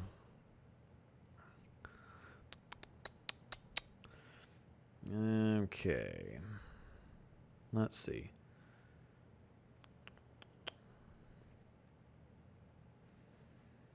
What would you recommend for wanting to try new layouts but not messing up a new ball with a bad layout? You can't really. That's kind of a hard question. Now, there's some bowling balls that are more layout proof than others. But at the same time, trying a new layout isn't the balls that you're not going to ruin with a layout are also the balls that you're not going to see much difference in with a layout either. So it's kind of a catch-22 at that point. If you try a more different layout, the ball's going to react more differently, but at the same time, you might not get a very good reaction. That's kind of the risk you take there. But if you try a different layout on like an IQ Tour or something, you're not going to hurt it, but it's not going to change much. So, in the 90s, and some stop in Riverside was watching Kelly Kaufman bowl. Kelly Kaufman is actually from Topeka, believe it or not. He used to bowl league here. I remember when my parents were still bowling, I watched him a couple times when I was really little. Or when I bowled for a couple years when I was like 11 or 12. I think I saw him a couple times in Topeka then. But that's, 20 some, almost 30 years ago. So he started to imitate Devers in the sitting area, and Scott caught him, and Kelly just stopped then and there to apologize. But yeah, Kelly's actually from Topeka. So, have you ever seen any two-handed women bowlers? Why aren't there many? Yes, I actually have. There's for Oklahoma Christian College, there is a female two-handed bowler, and I don't know why there aren't very many of them. I think it's just kind of a physical strength thing for the most part. Or if you're somebody like Michelle Feldman, you don't need two hands. Biggest ball. Okay, no, different. Yep, they are coming. Lots of girls starting to two-hand. Yeah, I think it's just, it's starting to catch on because I have seen a couple of them. Strogan's hooked the hell out of it when he came out on tour, though. He won his first title hook in the lane. Well, yeah, he can hook the lane when the lane gives it to him. It's not like he can rev it up a bunch, but yeah, he can play wherever he wants to play. He's just dangerous. But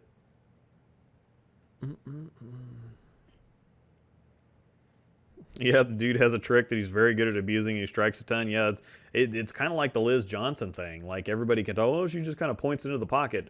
Yeah, and she knocks the pins down a bunch and she wins a lot, so I don't see the problem here. Thanks for the camera info. Keep up the good work. Yep. I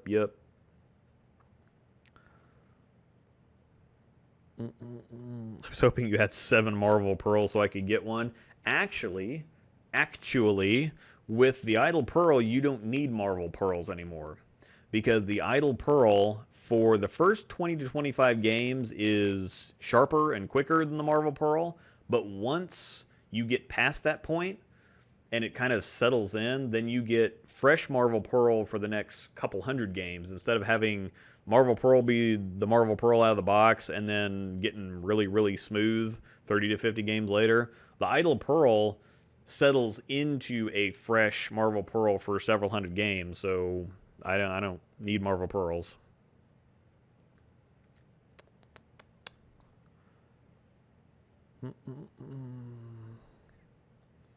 Oh, name a PBA pro you always rooted for but never won a title. Paul Fleming. Paul Fleming was another guy, and I actually got to meet him at a...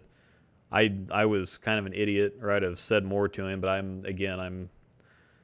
I'm a super shy, or starstruck. Paul Fleming, I got to meet him, and I've seen Justin Hromick several times. He lives in Wichita.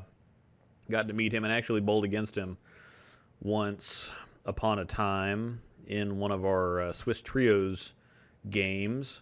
But yeah, Paul Fleming. And one of the guys that I bowl with on Thursday night, or I don't bowl with him, but he's in the league, and I know him decently well, or about as well as you can know anybody that you bowl with but don't really hang out with, and he's married to Paul Fleming's sister. So Paul's is still kind of in the area. I don't know where he's at now, but yeah, Paul Fleming. Paul Fleming's the guy that never won a title, somehow never won a title, but really like watching him bowl.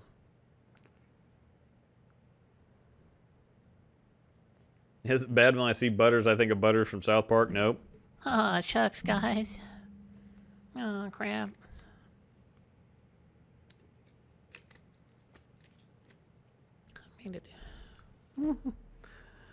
I can't quote that one. What does Mike Fagan do now? He's a lawyer or something like that. Yeah, he's probably a financial analyst who left tour to get an MBA. Yeah, he's with something. Yeah, something with money.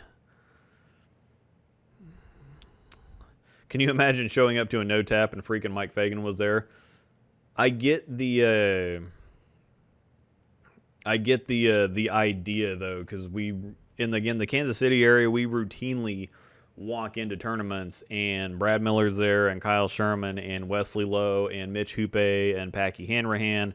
Ryan Burks, Francois's been there on occasion. Doesn't make it up so often. But, yeah, most of our tournaments here are basically a glorified PBA regional with a lot of regular touring guys plus all the local guys after that. So yeah, we have the regular, the full tour guys, then we have the regional tour guys, and then we have the good local guys, and then it's, a little bit further down after that, so... Who were the groupies that showed up in the background of... Oh. Per Darren Tang, Fagan is managing a chain of 10 bowling centers in Minnesota. Interesting. He does have an MBA, though, so he probably uses that MBA to manage the bowling centers, I'd imagine. Who are the groupies that showed up in the background of many PBA events last year? They were from, the Bopo people from Bowl Portland, from Bayside. I've seen a Japanese two-handed bowler on YouTube, P-League. P-League is freaking hilarious. Freaking hilarious. Here's one for you all. Best physical game on ladies tour right now. Definitely not Daria Payuk. I would have to say Verity. Verity might have one of the better games I've ever seen ever, period. I really like Maria Jose Rodriguez's game too, though.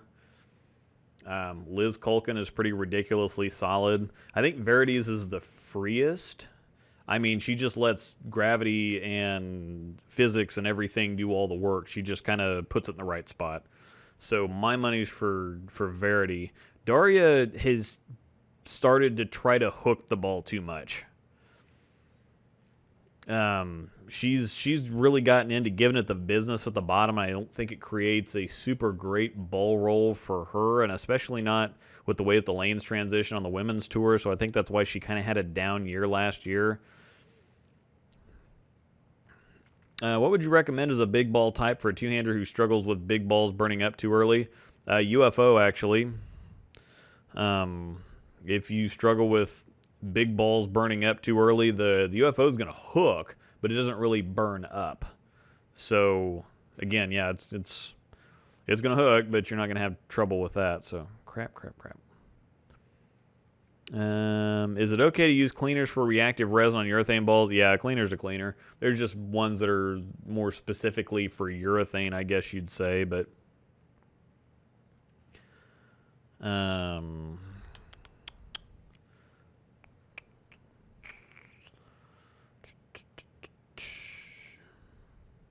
yeah, best physical game on the PWA tour, lol, if anybody answers. I always, LOL is lol to me. I always just read it as lol. Other than Verity, they're just flat out wrong. If you could design a sport shot, what would it be, length and volume? Actually, I mean, the 2019 Nationals DNS pattern that I use in my videos, I love it. I mean, it's like perfect because it keeps you honest, but it's still scoreable. You can play it from multiple angles. It's a really good one. Now, as far as unfair, the Nationals team shot from last year. So I almost spit my water on my keyboard. What did I say there? I can't remember what I said that almost made you spit your water on your keyboard there. So yeah, Danielle's got a really solid game too, and she can play a lot of lane for not putting a whole lot on the ball. So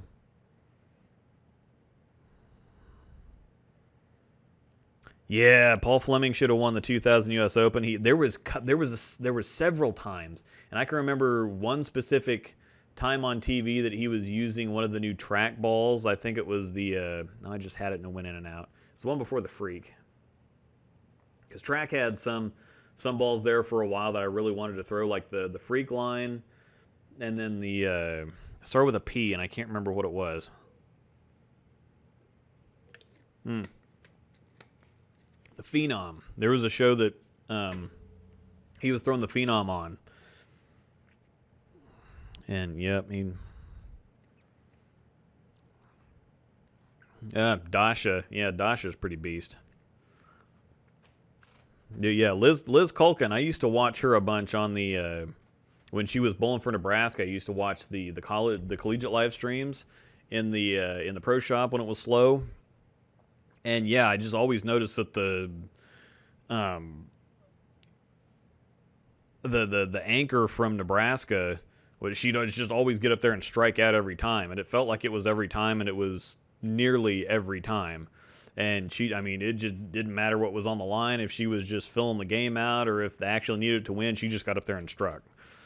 And so, yeah, which woman bowler has the worst physical game? I'm not entirely sure there. That's a tough.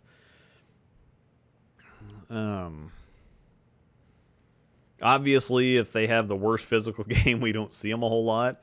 But the thing about most of the women is they usually have pretty darn good physical games. That's the one thing that you can really count on, is that they're going to do it right most of the time.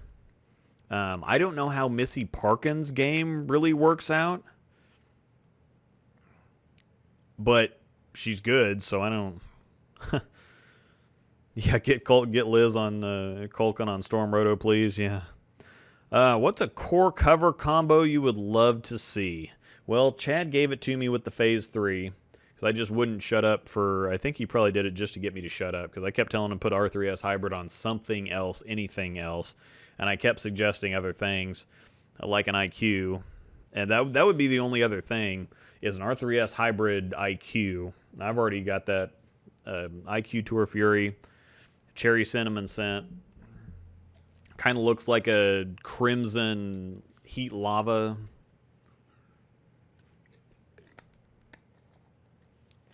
Oh, the Butters impression. Ah, shucks, guys.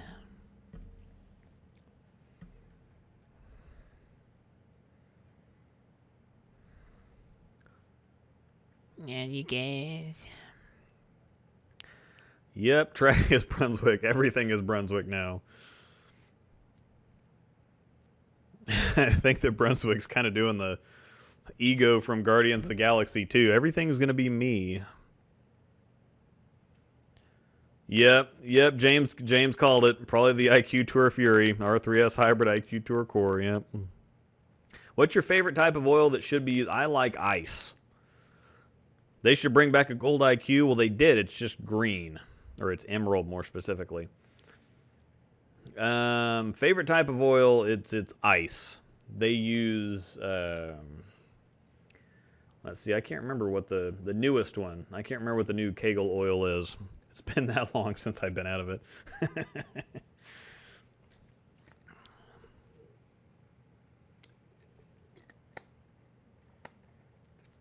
The new one. Starts with a T, I'm pretty sure. Terrain. Kegel Terrain is what they use at the bowling centers here. Logic's pretty decent. But yeah, I prefer ice. Really like ice, because it holds up forever. Who's got the ugliest jersey designs in the PBA? I don't know about the PBA, but Deandra used to take the cake. New Kegel oil is Prodigy. Yeah, I wasn't thinking of Prodigy, though. I was thinking of Terrain, actually. So, yeah. I don't know what the heckers was going on with Deandra Asbady's stuff that she used to wear, but it's kind of rough. Saw some PBA bowling jerseys that say Big Bowling. What is Big Bowling as a new manufacturer? Yes. That's going to be kind of rough for them, but I think that they've got backing. They've got enough backing that I don't think that they're terribly concerned about what's going on right now. Victor Marion, who used to design the stuff for Storm when the Virtual Gravity and some of the bigger stuff that we released came out. He's actually the brains behind Big Bowling, and other than that, I don't know too much past that. Where can you get used pro bowling balls? I'm not entirely sure. I think that they give them away a lot when they're at tournaments. If you just happen to be standing around in the right spot, when they're done with a ball, they just hand it to you. So, what's a ball you think everyone should have in their bag? A Wild Streak. A Wild Streak or an Idle Pearl. I mean, the Phase 2 is an easy one to say everybody needs one of those, but kind of the Wild Streak's amazing, and then the Idle Pearl is also pretty amazing. So, Joey Pants, yeah.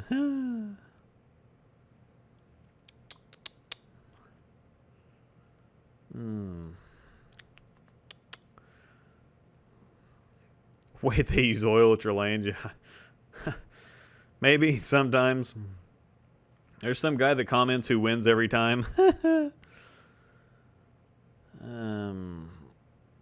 Alright, hit the thumbs up. Yes, hit the thumbs up button. That helps. Appreciate that. What are we doing? Nope, I need to go to live. Yeah, okay.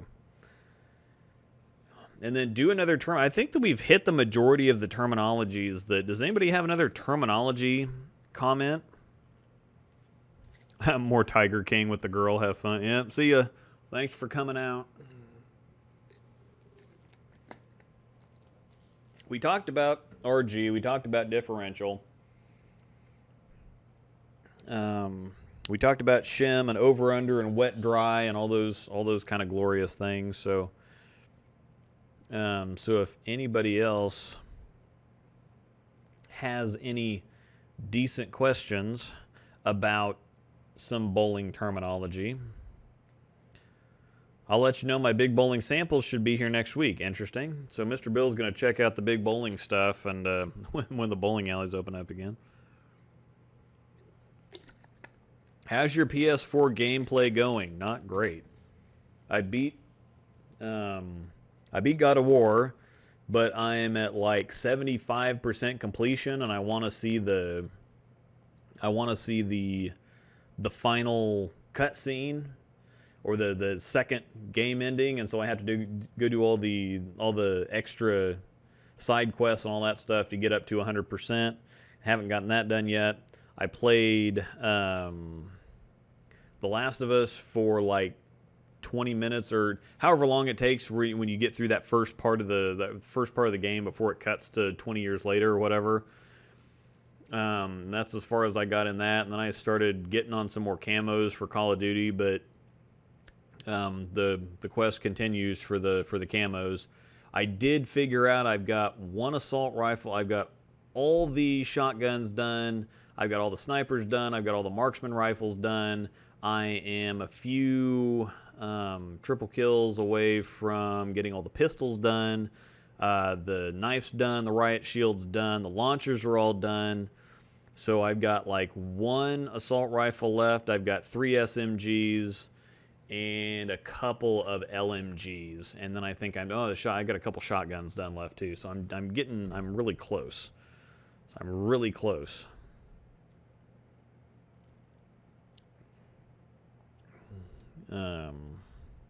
But yeah, as I kind of expected, I had 2 weeks off with nothing going on, and I did get a few things done here around the house, like cleaning up the basement and a little bit of general cleaning, and I got some of the gaming stuff I wanted to get done. I got some of the movies watched that I wanted to watch, and as I kind of expected, I could retire tomorrow and be on my deathbed 50 years from now and still be mad at not getting some stuff I wanted to get done.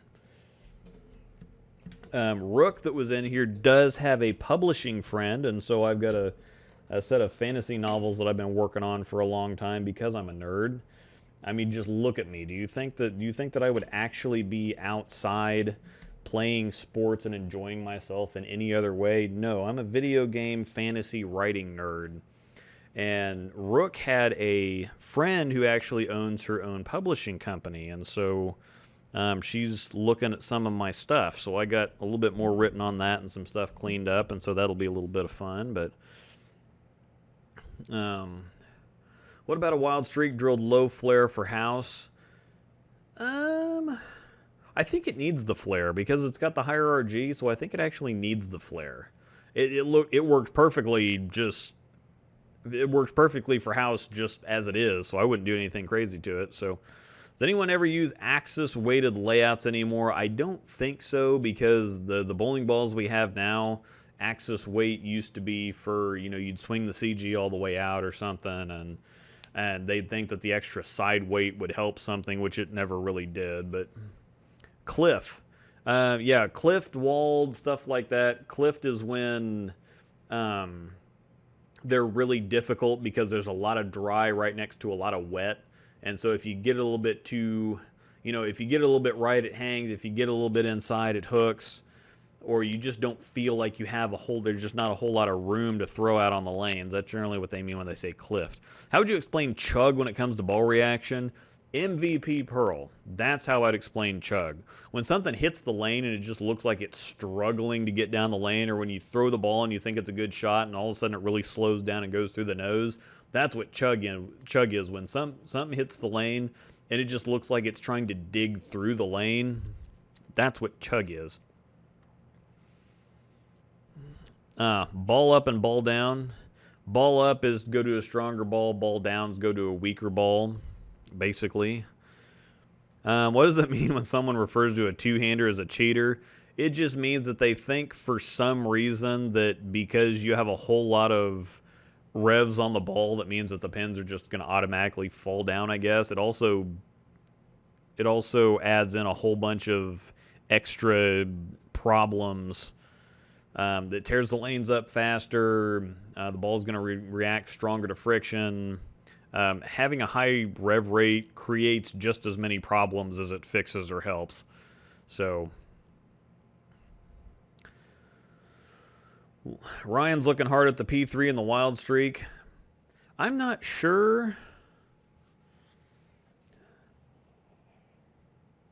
I think you'd like the P3. I'm not so sure about the Wild Streak. Yes, my son was Mike Fagan's ball winch at the U.S. Open they held in Columbus after the tournament. Mike gave him 3 balls on a 3-ball tote. Yep. Yeah, and that is something too. If the bowlers are carrying in a lot of balls, they'll find a kid somewhere and say, "Hey, help me drag my stuff in. I'll hook you up." So, love my Axis weighted U-dot way back in the day. Yeah. What's the best, code red or code black? I think people actually like the black better. So, yeah, they used to say reactive ball throwers are cheaters too when the reactives first came out. Teal Rhino Pros, and yeah, everybody was throwing one of those. Everybody. Terminology. Yep. Still going. See, I'm really late to the party. Yeah, and I'm probably not too far from ending the party, unfortunately. You'll just have to go back and watch the rest of it. I've been told that there's cotton candy blizzards at Dairy Queen, so I don't even know why I'm still on. I hate synthetic approaches with seams. Still freaks me out when shooting 10 pins. Yeah, because anybody that grew up bowling on wood that didn't have seams, and so yeah, when you see that seam running down the side there when you're walking up shooting at 10 pins, yeah. I'd really like to bowl with Rhino Page or Mike Fagan. They seem like cool guys and good bowlers. I actually bowled on a league team with Rhino Page back in the day when I was terrible, when I was way worse than terrible, actually. And he put up with me, but that was back when he was bowling for KU, so... No bowling. I've been playing Smite a lot. Yeah, I was, and especially it's double XP weekend too, and so I can level up the guns faster and unlock because it's part of the thing that takes so long on the Call of Duty stuff with the camos is just unlocking to where you can start earning the camos. So you got to level your gun up to the certain point where it unlocks the challenge to get that camo for it, and that's most of what takes so long. And with double XP, could have taken care of a bunch of stuff here this weekend, but it is what it is. I'm pretty sure that I will never have enough time to do everything that I want to do. So, shadow bowling at home, yes, definitely shadow bowling at home a lot. So, does anybody get shot with a Nerf gun yet? Yes, but I'm pretty sure I made like $20 or $30 out of it. So. I'll take that. Any clues to what the next innovation in bowling will be? I don't think that at this point you can really innovate much past where they've gotten to unless they kind of magically...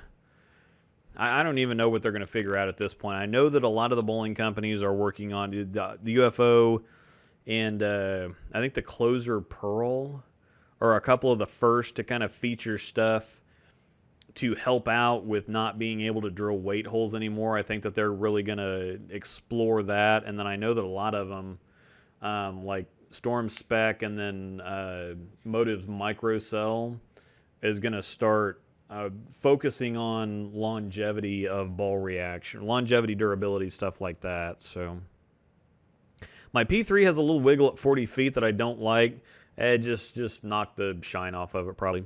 I also miss wooden lanes, but I've come to like synthetic lanes. Why can't we have wooden approaches? Yes. There's a couple places that I bowl at that still have the wooden approaches, but synthetic lanes, and those are fantastic. Fantastic. Hook rating from 5 to 10 on phase. The original phase is probably about a 7 or an 8. And yes, cotton candy blizzards. Yup. That's what it's all about. What's a 180, which is called a lane man in the back of the house? 180s are something that actually doesn't happen on the newer GSX machines very much. It's something that happens on like A2s, older lane machines, when the rack, when you know the pin setter comes down and then goes back up, and the ball rack doesn't, or it just kind of gets stuck halfway in the motion of what it's doing. It just looks like it freezes. That's what they call a 180.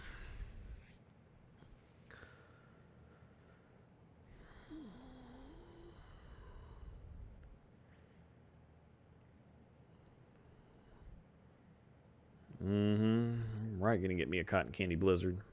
Most of the houses around here have converted to synthetic lanes, but still has the wood approaches. Yep. Crap.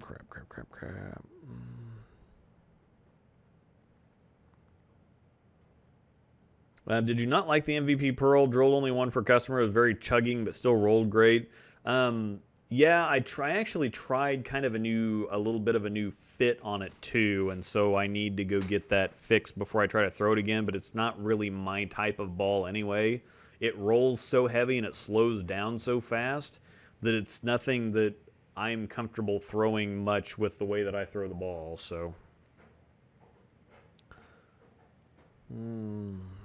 When's the next PBA event in Minnesota? I have no idea. And yeah, I'm not sure anybody knows what's happening. What? Are you going to give me money? Since you're down here with the gun trying to shoot me? Are you going to give me a cotton candy blizzard? James told me to. No. Well,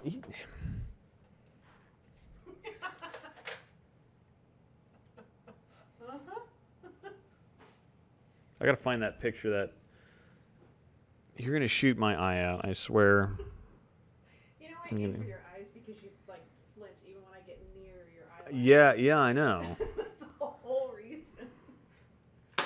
I got to find this. I'll unplug the camera. What? I'll unplug the camera. Unplug the camera because of what? Put it down. No, I was trying to find a picture to show everybody. I don't know what you're talking about. I will unplug the camera. I was trying to find the picture of the kid that got sent to a... They said it was dress up day, and his mom thought it meant dress up in a costume day or whatever, and he ended up with the SpongeBob pajamas or whatever for school picture day. And it just... Your mom should have made you do school pictures. Hmm? Your mom should have. Yeah, we did do school pictures, and they're terrible. I never saw those. Oh, yeah. Did she not keep those? Oh, no, she kept them. Oh. I'll have to ask her next time we go over. Those are a whole bunch of fun. We have the old one with the with Chester the cat. Yeah, that one's bad enough. You were so proud of that, though. Well, best bowling center snack bar food. Yes, the chicken fingers at Westridge are amazing because it's one of the owners. He likes to do a lot of cooking himself, and it's his own recipe. They don't freeze the chicken. They hand batter it. They make the batter on site, and so they don't just order in the Cisco frozen chicken tenders. Well, actually, they do freeze them afterwards to get all the breading to stick. Oh yeah, you gotta do that. So yeah, they get everything done, but yeah, to get the breading to solidify or whatever, they gotta do that with cheese sticks too. You can't just batter those up and drop those. You gotta freeze them to. Chicken in the mixture, but then Yeah. freeze them so that way when they Tiger King ball featuring the Joe Exotic core. I've seen all the memes and stuff, but I have not seen Tiger King. And if it's on Netflix, we won't see Tiger King. we will not see Tiger King, period. Yeah, well, that's fine. We will not do I'm not interested in seeing Tiger King. But I do know that you can get your own tiger for $2,000. steal your phone. That's something important. I take pictures for the thing. Also, something that you may not know is that those that subscribe to my Patreon channel and are in our Discord, Hmm? Oh. Do not, if that's what We have a lot of fun. Thank you. So.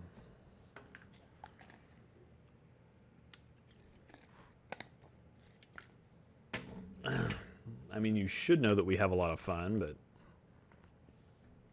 everybody that's there knows we have a lot of fun. Does any team say who do we get when hanging a teammate? And not really. Most of the people that I bowl with are more of the scratch variety. So now we do on our Friday night league. If anybody leaves a 5-pin, like the whole league stops. The whole league stops and puts their hand up if they know what's going on. I ran up and got on the microphone. Yeah. Yeah, there's a couple where my wife has run up and got on the microphone and said that so-and-so's got a 5-pin on lane whatever. And there's 22 teams in the league, so I mean it gets real. Anyone in here a victim of Mike Miller, one of his pranks? No, but Bob Benoit's from the area, and he's shared some pretty good pranks back in the day. Well, and him and Bill Busby, the one I heard what they did with the plant and the water. Yeah, the plants in the water. Yeah, Him Bob. and Bill Busby were down. Yeah, Bob Vespi was the victim of one of Bob Benoit's major pranks back in the day. Put Angel on camera. Why? Angel's camera ready. Get over here. I'm not camera ready. You are camera ready. No, I'm not. Yes, I'm you- never camera ready. Yes, you are. Get over here. Did they pay money? Did they pay money? So funny. I will sit. Okay. There's. Put them on the carpet. Yeah, Or- Yep. Angel's coming on the camera. I think I moved my. I moved my. It looked like you had some. I moved the desks over a little bit so that I can get back into the corner here. I was gonna ask you. What's up, Mochachi? I think that's how you say that. Chachi? Mochachi. I know what Brooklyn means, but why is it called that? Where did that name come from? I have no idea. Here she is. She's kind of down in the lower corner That's here. where the seat is. Yeah, I I can know. touch the floor then. Yeah. Heck and shortness. Been this tall since 8th grade. From crossing over the river from Manhattan to Brooklyn. Brooklyn, similar for Jersey, which is an equivalent term. Luke is Tiger King. She thought I was Tiger King once upon a time. What's that even mean? Huh? Huh? I don't even know what that I'm means. not going to talk about it. Okay. Oh boy. $10. Cue the stripper music for Angel. That's our buddy Joe.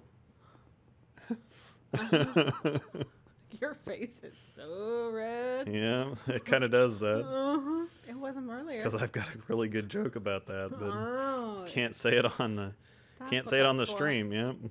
There's a song about that actually. Hmm. I really hate that song. Yeah.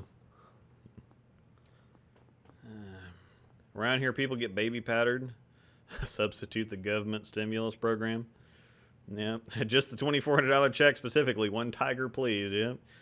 Buy your own tiger with the stimulus money. Angel cameo. Yep. Maybe we can even get a dog on here. No, the one that might do it, she's upstairs. Yep. Meastel. Yep.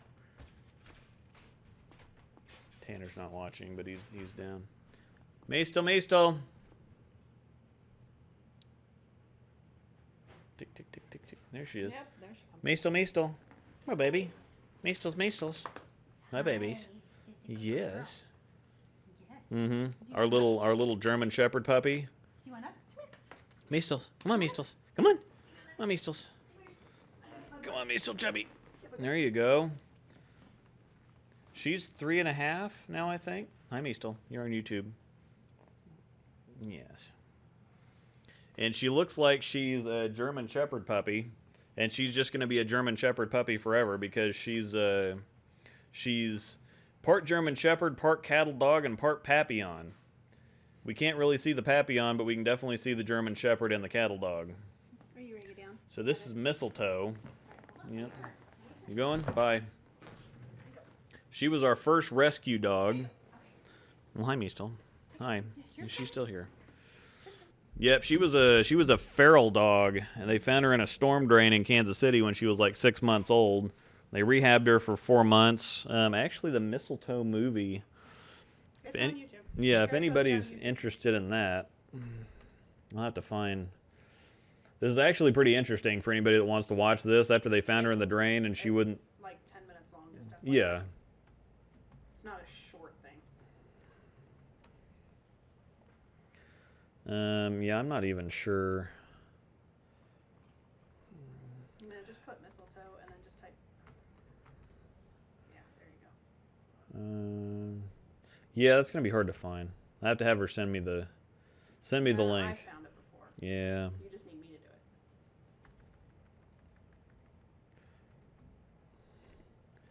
Mistletoe dog mistletoe. Nope. Definitely not that. No, type mistletoe, type feral. Okay.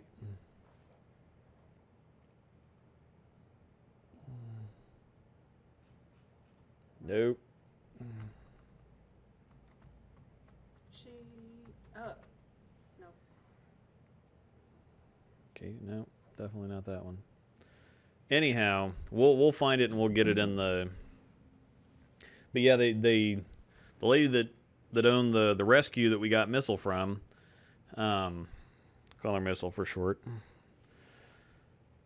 They spent like 4 months rehabbing her, and like for the first 2 weeks they couldn't even touch her 'cause she wouldn't let them close, and then they actually slept next to her crate to kind of get her used to them, and there it is, Mistletoe Paws Cross, Mistletoe movie, and this is great. My first search, by the way. Yep. Just needed me to do it. Well, I was gonna do the Paws Cross, but anyhow. Here's the link. I'm posting it in the chat. If anybody wants to see the story of our mistletoe, or just see somebody that has a passion for rescuing dogs. So that's dog rescue number 1. Then the other one, well, that's dog rescue number 2, actually. The panda was the first one. But anyhow, I'm really behind on stuff now, so I'll catch up. Yeah, you have a better chance of being gifted the entire Storm Factory than getting that green idol from her. Somebody wants your green idol. So, That's what are your guys' thumb hole taping methods? I put, most of the time, I'm kind of in between bit sizes, which is weird to think about being in between bit sizes when they're a 64th in difference. But the one, 27, 30 seconds round is a little bit too small. 55 is a little bit too big. But I do 55, and then I don't have to bevel so much. And then I add a piece of thick tape. I use turbo grip strips. And so I use a textured grip strip, and then I put a piece of black tape over top of that. So I get the thickness, but then I still get the slickness. I get the thickness and the slickness. I like the thickness. Like a Dairy Queen Blizzard. Upside down. This is great. this is the same facial Yeah. expressions I make upstairs. So when you go back to normal, is there any balls you think you'll drill for league or tournaments? I'm still staring at the secret code, but it smells terrible, so maybe not. And I still need to drill my idle pearl lefty, but since I'm doing kind of a hybrid thing, I might just hang on to that because I've got an awful lot of stuff lefty right now. So, yep, glad to see more people who love animals. We do love heckin' animals. Post your shots always on the dude. I'm the dude, man. You're not like privy. I still have yet to make it through that. Yeah, I can't quote much of it.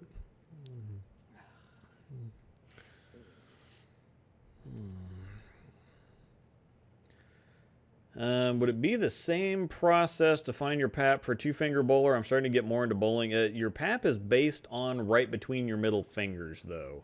So your grip center is right between your two fingers instead of being halfway between your fingers and your thumb. So, yeah. 11 inches round. Yeah. What's your favorite layout for the left-handed?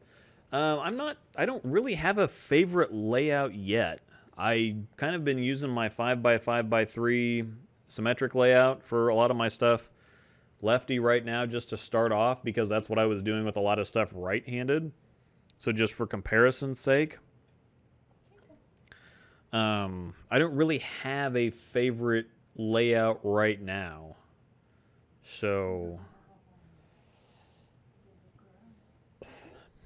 the interesting thing, I've been going to the same PSO and I don't know my PAP. The PSO's not gone over that with me either. Generally, they don't if you don't request it. I mean, I never needed to know exactly some of the bowlers that I drilled for, and everybody will say, "Oh my God, if your pro shop doesn't find your PAP and drill everything based on that." Sometimes with some people you don't. You just don't need to. You either drill everything the same for them, or you know how they bowl and you know what their PAP is, but you don't necessarily need to measure something out every single time. If it's a symmetric ball and a house shot and they average 240, it doesn't really matter that much. And if I wasn't doing it for YouTube and wasn't taking pictures of the stuff, I wouldn't lay out any of my stuff either. I know where the core is at, what my axis point is. I drilled so much stuff that I would not lay anything out for myself if not for YouTube. I just kind of put the lines on there and drill holes. You do that with mine too. So, Could you do it with mine by now too? Oh yeah, your stuff all goes. I very rarely lay yours out. I didn't actually lay anything out until I started taking pictures of them. So Well, that's what I'm saying. I don't remember you even. not this 10 frames you English do. That's for Quakers. Where's your rent money, Munson? Yeah, that's another pretty good one.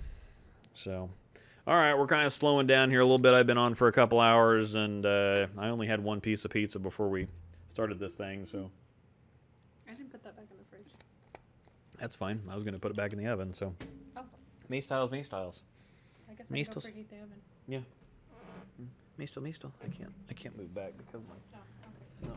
no. You, Me still, baby. need You want to come turn up? the legs. Yeah, I know.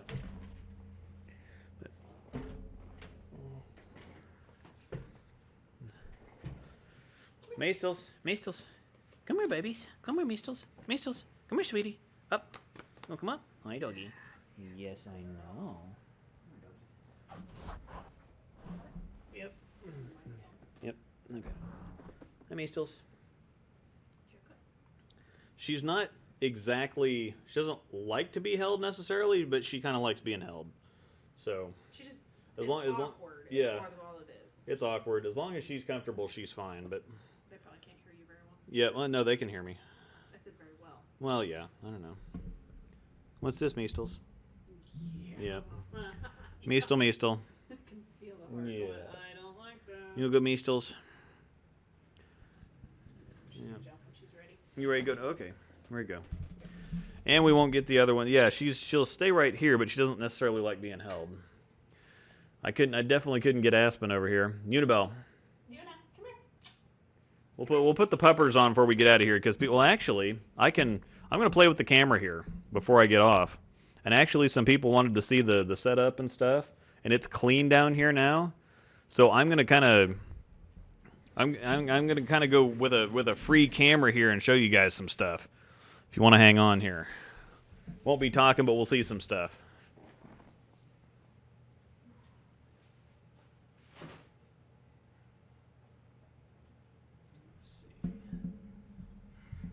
Don't go crazy. Need everybody seeing our whole house. All right, so you can't still hear me probably, and I can't move around too far because all this stuff's tethered to everything else, but we zoom out a little bit here. There's the general set. I've got the streaming laptop over there. I've got my laptop down there. I'm gonna narrate for you. There's the wife. Okay, she's gonna talk. Yep. There's the stuff on the background. We were going to do some more stuff with the background, paint the wall, all kinds of stuff. I was wanting to do like a green screen or something. And the emblems are now going to move with because he's got them Oh, pasted on there. So Actually, take those off. Go to on the computer. Go to Edit Scenes. Down right below, bottom right of the corner of the video picture. Edit Scenes and take them off. And then click Edit Scenes again. That'll save it. Save scenes. Yep, they're save scenes. Yep. All right, so that nonsense is gone. It's probably delayed a second though. Yeah. No, it's gone as soon as you take it off. No, to show up on. Oh well, yeah, to show up on there because it's That's what I mean. yeah. So there's my other desk with other stuff. There's my Wendy McPherson signed. Wendy McPherson. Yeah, Wendy McPherson signed the rain that Mr. Bill sent me. There's the And Mr. then Bill my present. Sherlock quarter ball. The Sherlock quarter ball came from Storm. They have us an option to order those straight from them. Yeah. So that came from there. And they had a bunch of these that's got Liz Culkin on here. Danielle McEwen. When the Jody Westner. PWPA came through Topeka, they put a couple pins in the rooms that all the Liz pros were Johnson. in. And when they were all done, Stephanie Johnson. the center kept them. But then after a few Andrew. years, the center didn't know what to do with them. Shannon So they Sellers. She's really cool. offered it to Luke, and he took one. All right. There's the general set stuff. Here is the ball wall. He's turning. So this is to So- the left of him when he's sitting So here. these are empty ball boxes. The So stack is whenever- empty ball boxes. Whenever I drill stuff, that's where the boxes go. And so if we ever stick them back in the, if we ever stick the, I already, okay. So if I ever put stuff back in the box, then we can stick them back on the shelf. But there's some of the Angels Code Extreme. Got a couple of Wild Streaks, Axiom. What's that? All Road. Astro, Phase 2, ProMotion, that kind of stuff. Here's my old collection here. How well you can see some of these. This one's cracked, but this is an all old IQ Nano. I've got one or two 300s and an 800 on that depth charge. That was one of my favorites. My first 300 ball right there, the El Nino 2000. Back there is my Supercharge. I really like that one. My Red Zone. That was my first 800 ball. Hot wire that doesn't have any labels on there anymore. Down here is my Phase collection. So I've got all the good looking stuff. And then back there you can see the spin and then... You want me to pull the boxes? I got it. Okay. This one, that's my Phase back there. It's Angel Spin. Let me get a wide view. The secret codes down there and the IQ Rising and Intense, IQ Emerald. I think I can kind of back out here a little bit. I don't need that cord on there. It's just the... Yeah, we're good. Okay. I'm just making sure. Yeah, there's kind of the ball shelves. I can't go out any further than this, or I'm tethered here. I'm glued. So yeah, that's kind of our ball shelf, as it were, right there, and then the setup, all that stuff. I'll go free camera sometime later and.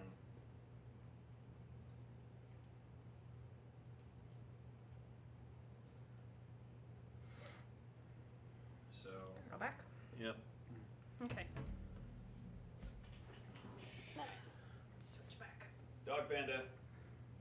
Yuna, come here. Maybe I'll turn around and show the puppers if we can get them out of there. As I say, yeah, you can just turn it right there. Yun Bear. So that because then they can see what the crates Oh, are yeah. there. So just turn the camera. Yeah. This is our dog setup over here.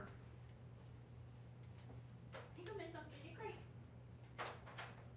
And they all have quite a bit bigger crates in there because our husky over there, like I said, is It's the biggest crate. 80 pounds, and that's the biggest crate that they make. So we could fit several dogs in the same crate, and they have memory foam bath mats in there.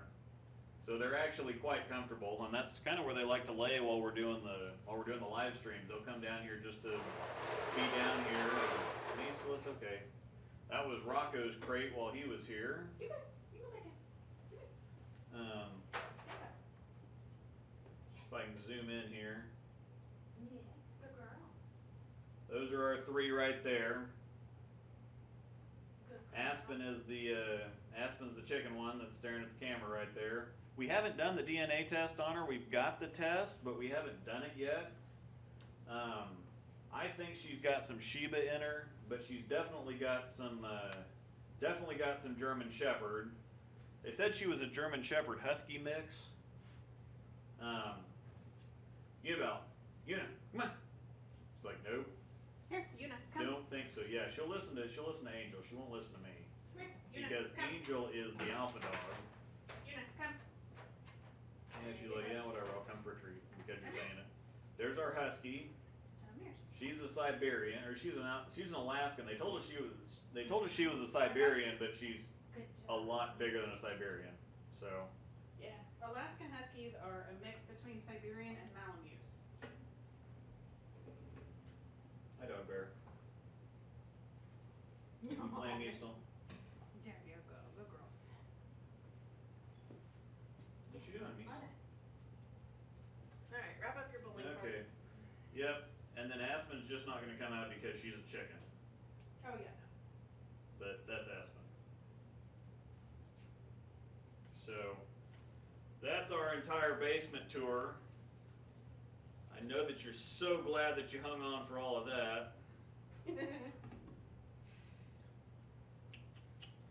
Set the camera back up. Yeah, we're down to 59 now. Yeah. Yep. Dogs came out and everybody's bored and leaving. So, all right. Yep. We're going to, let me see. Catch up.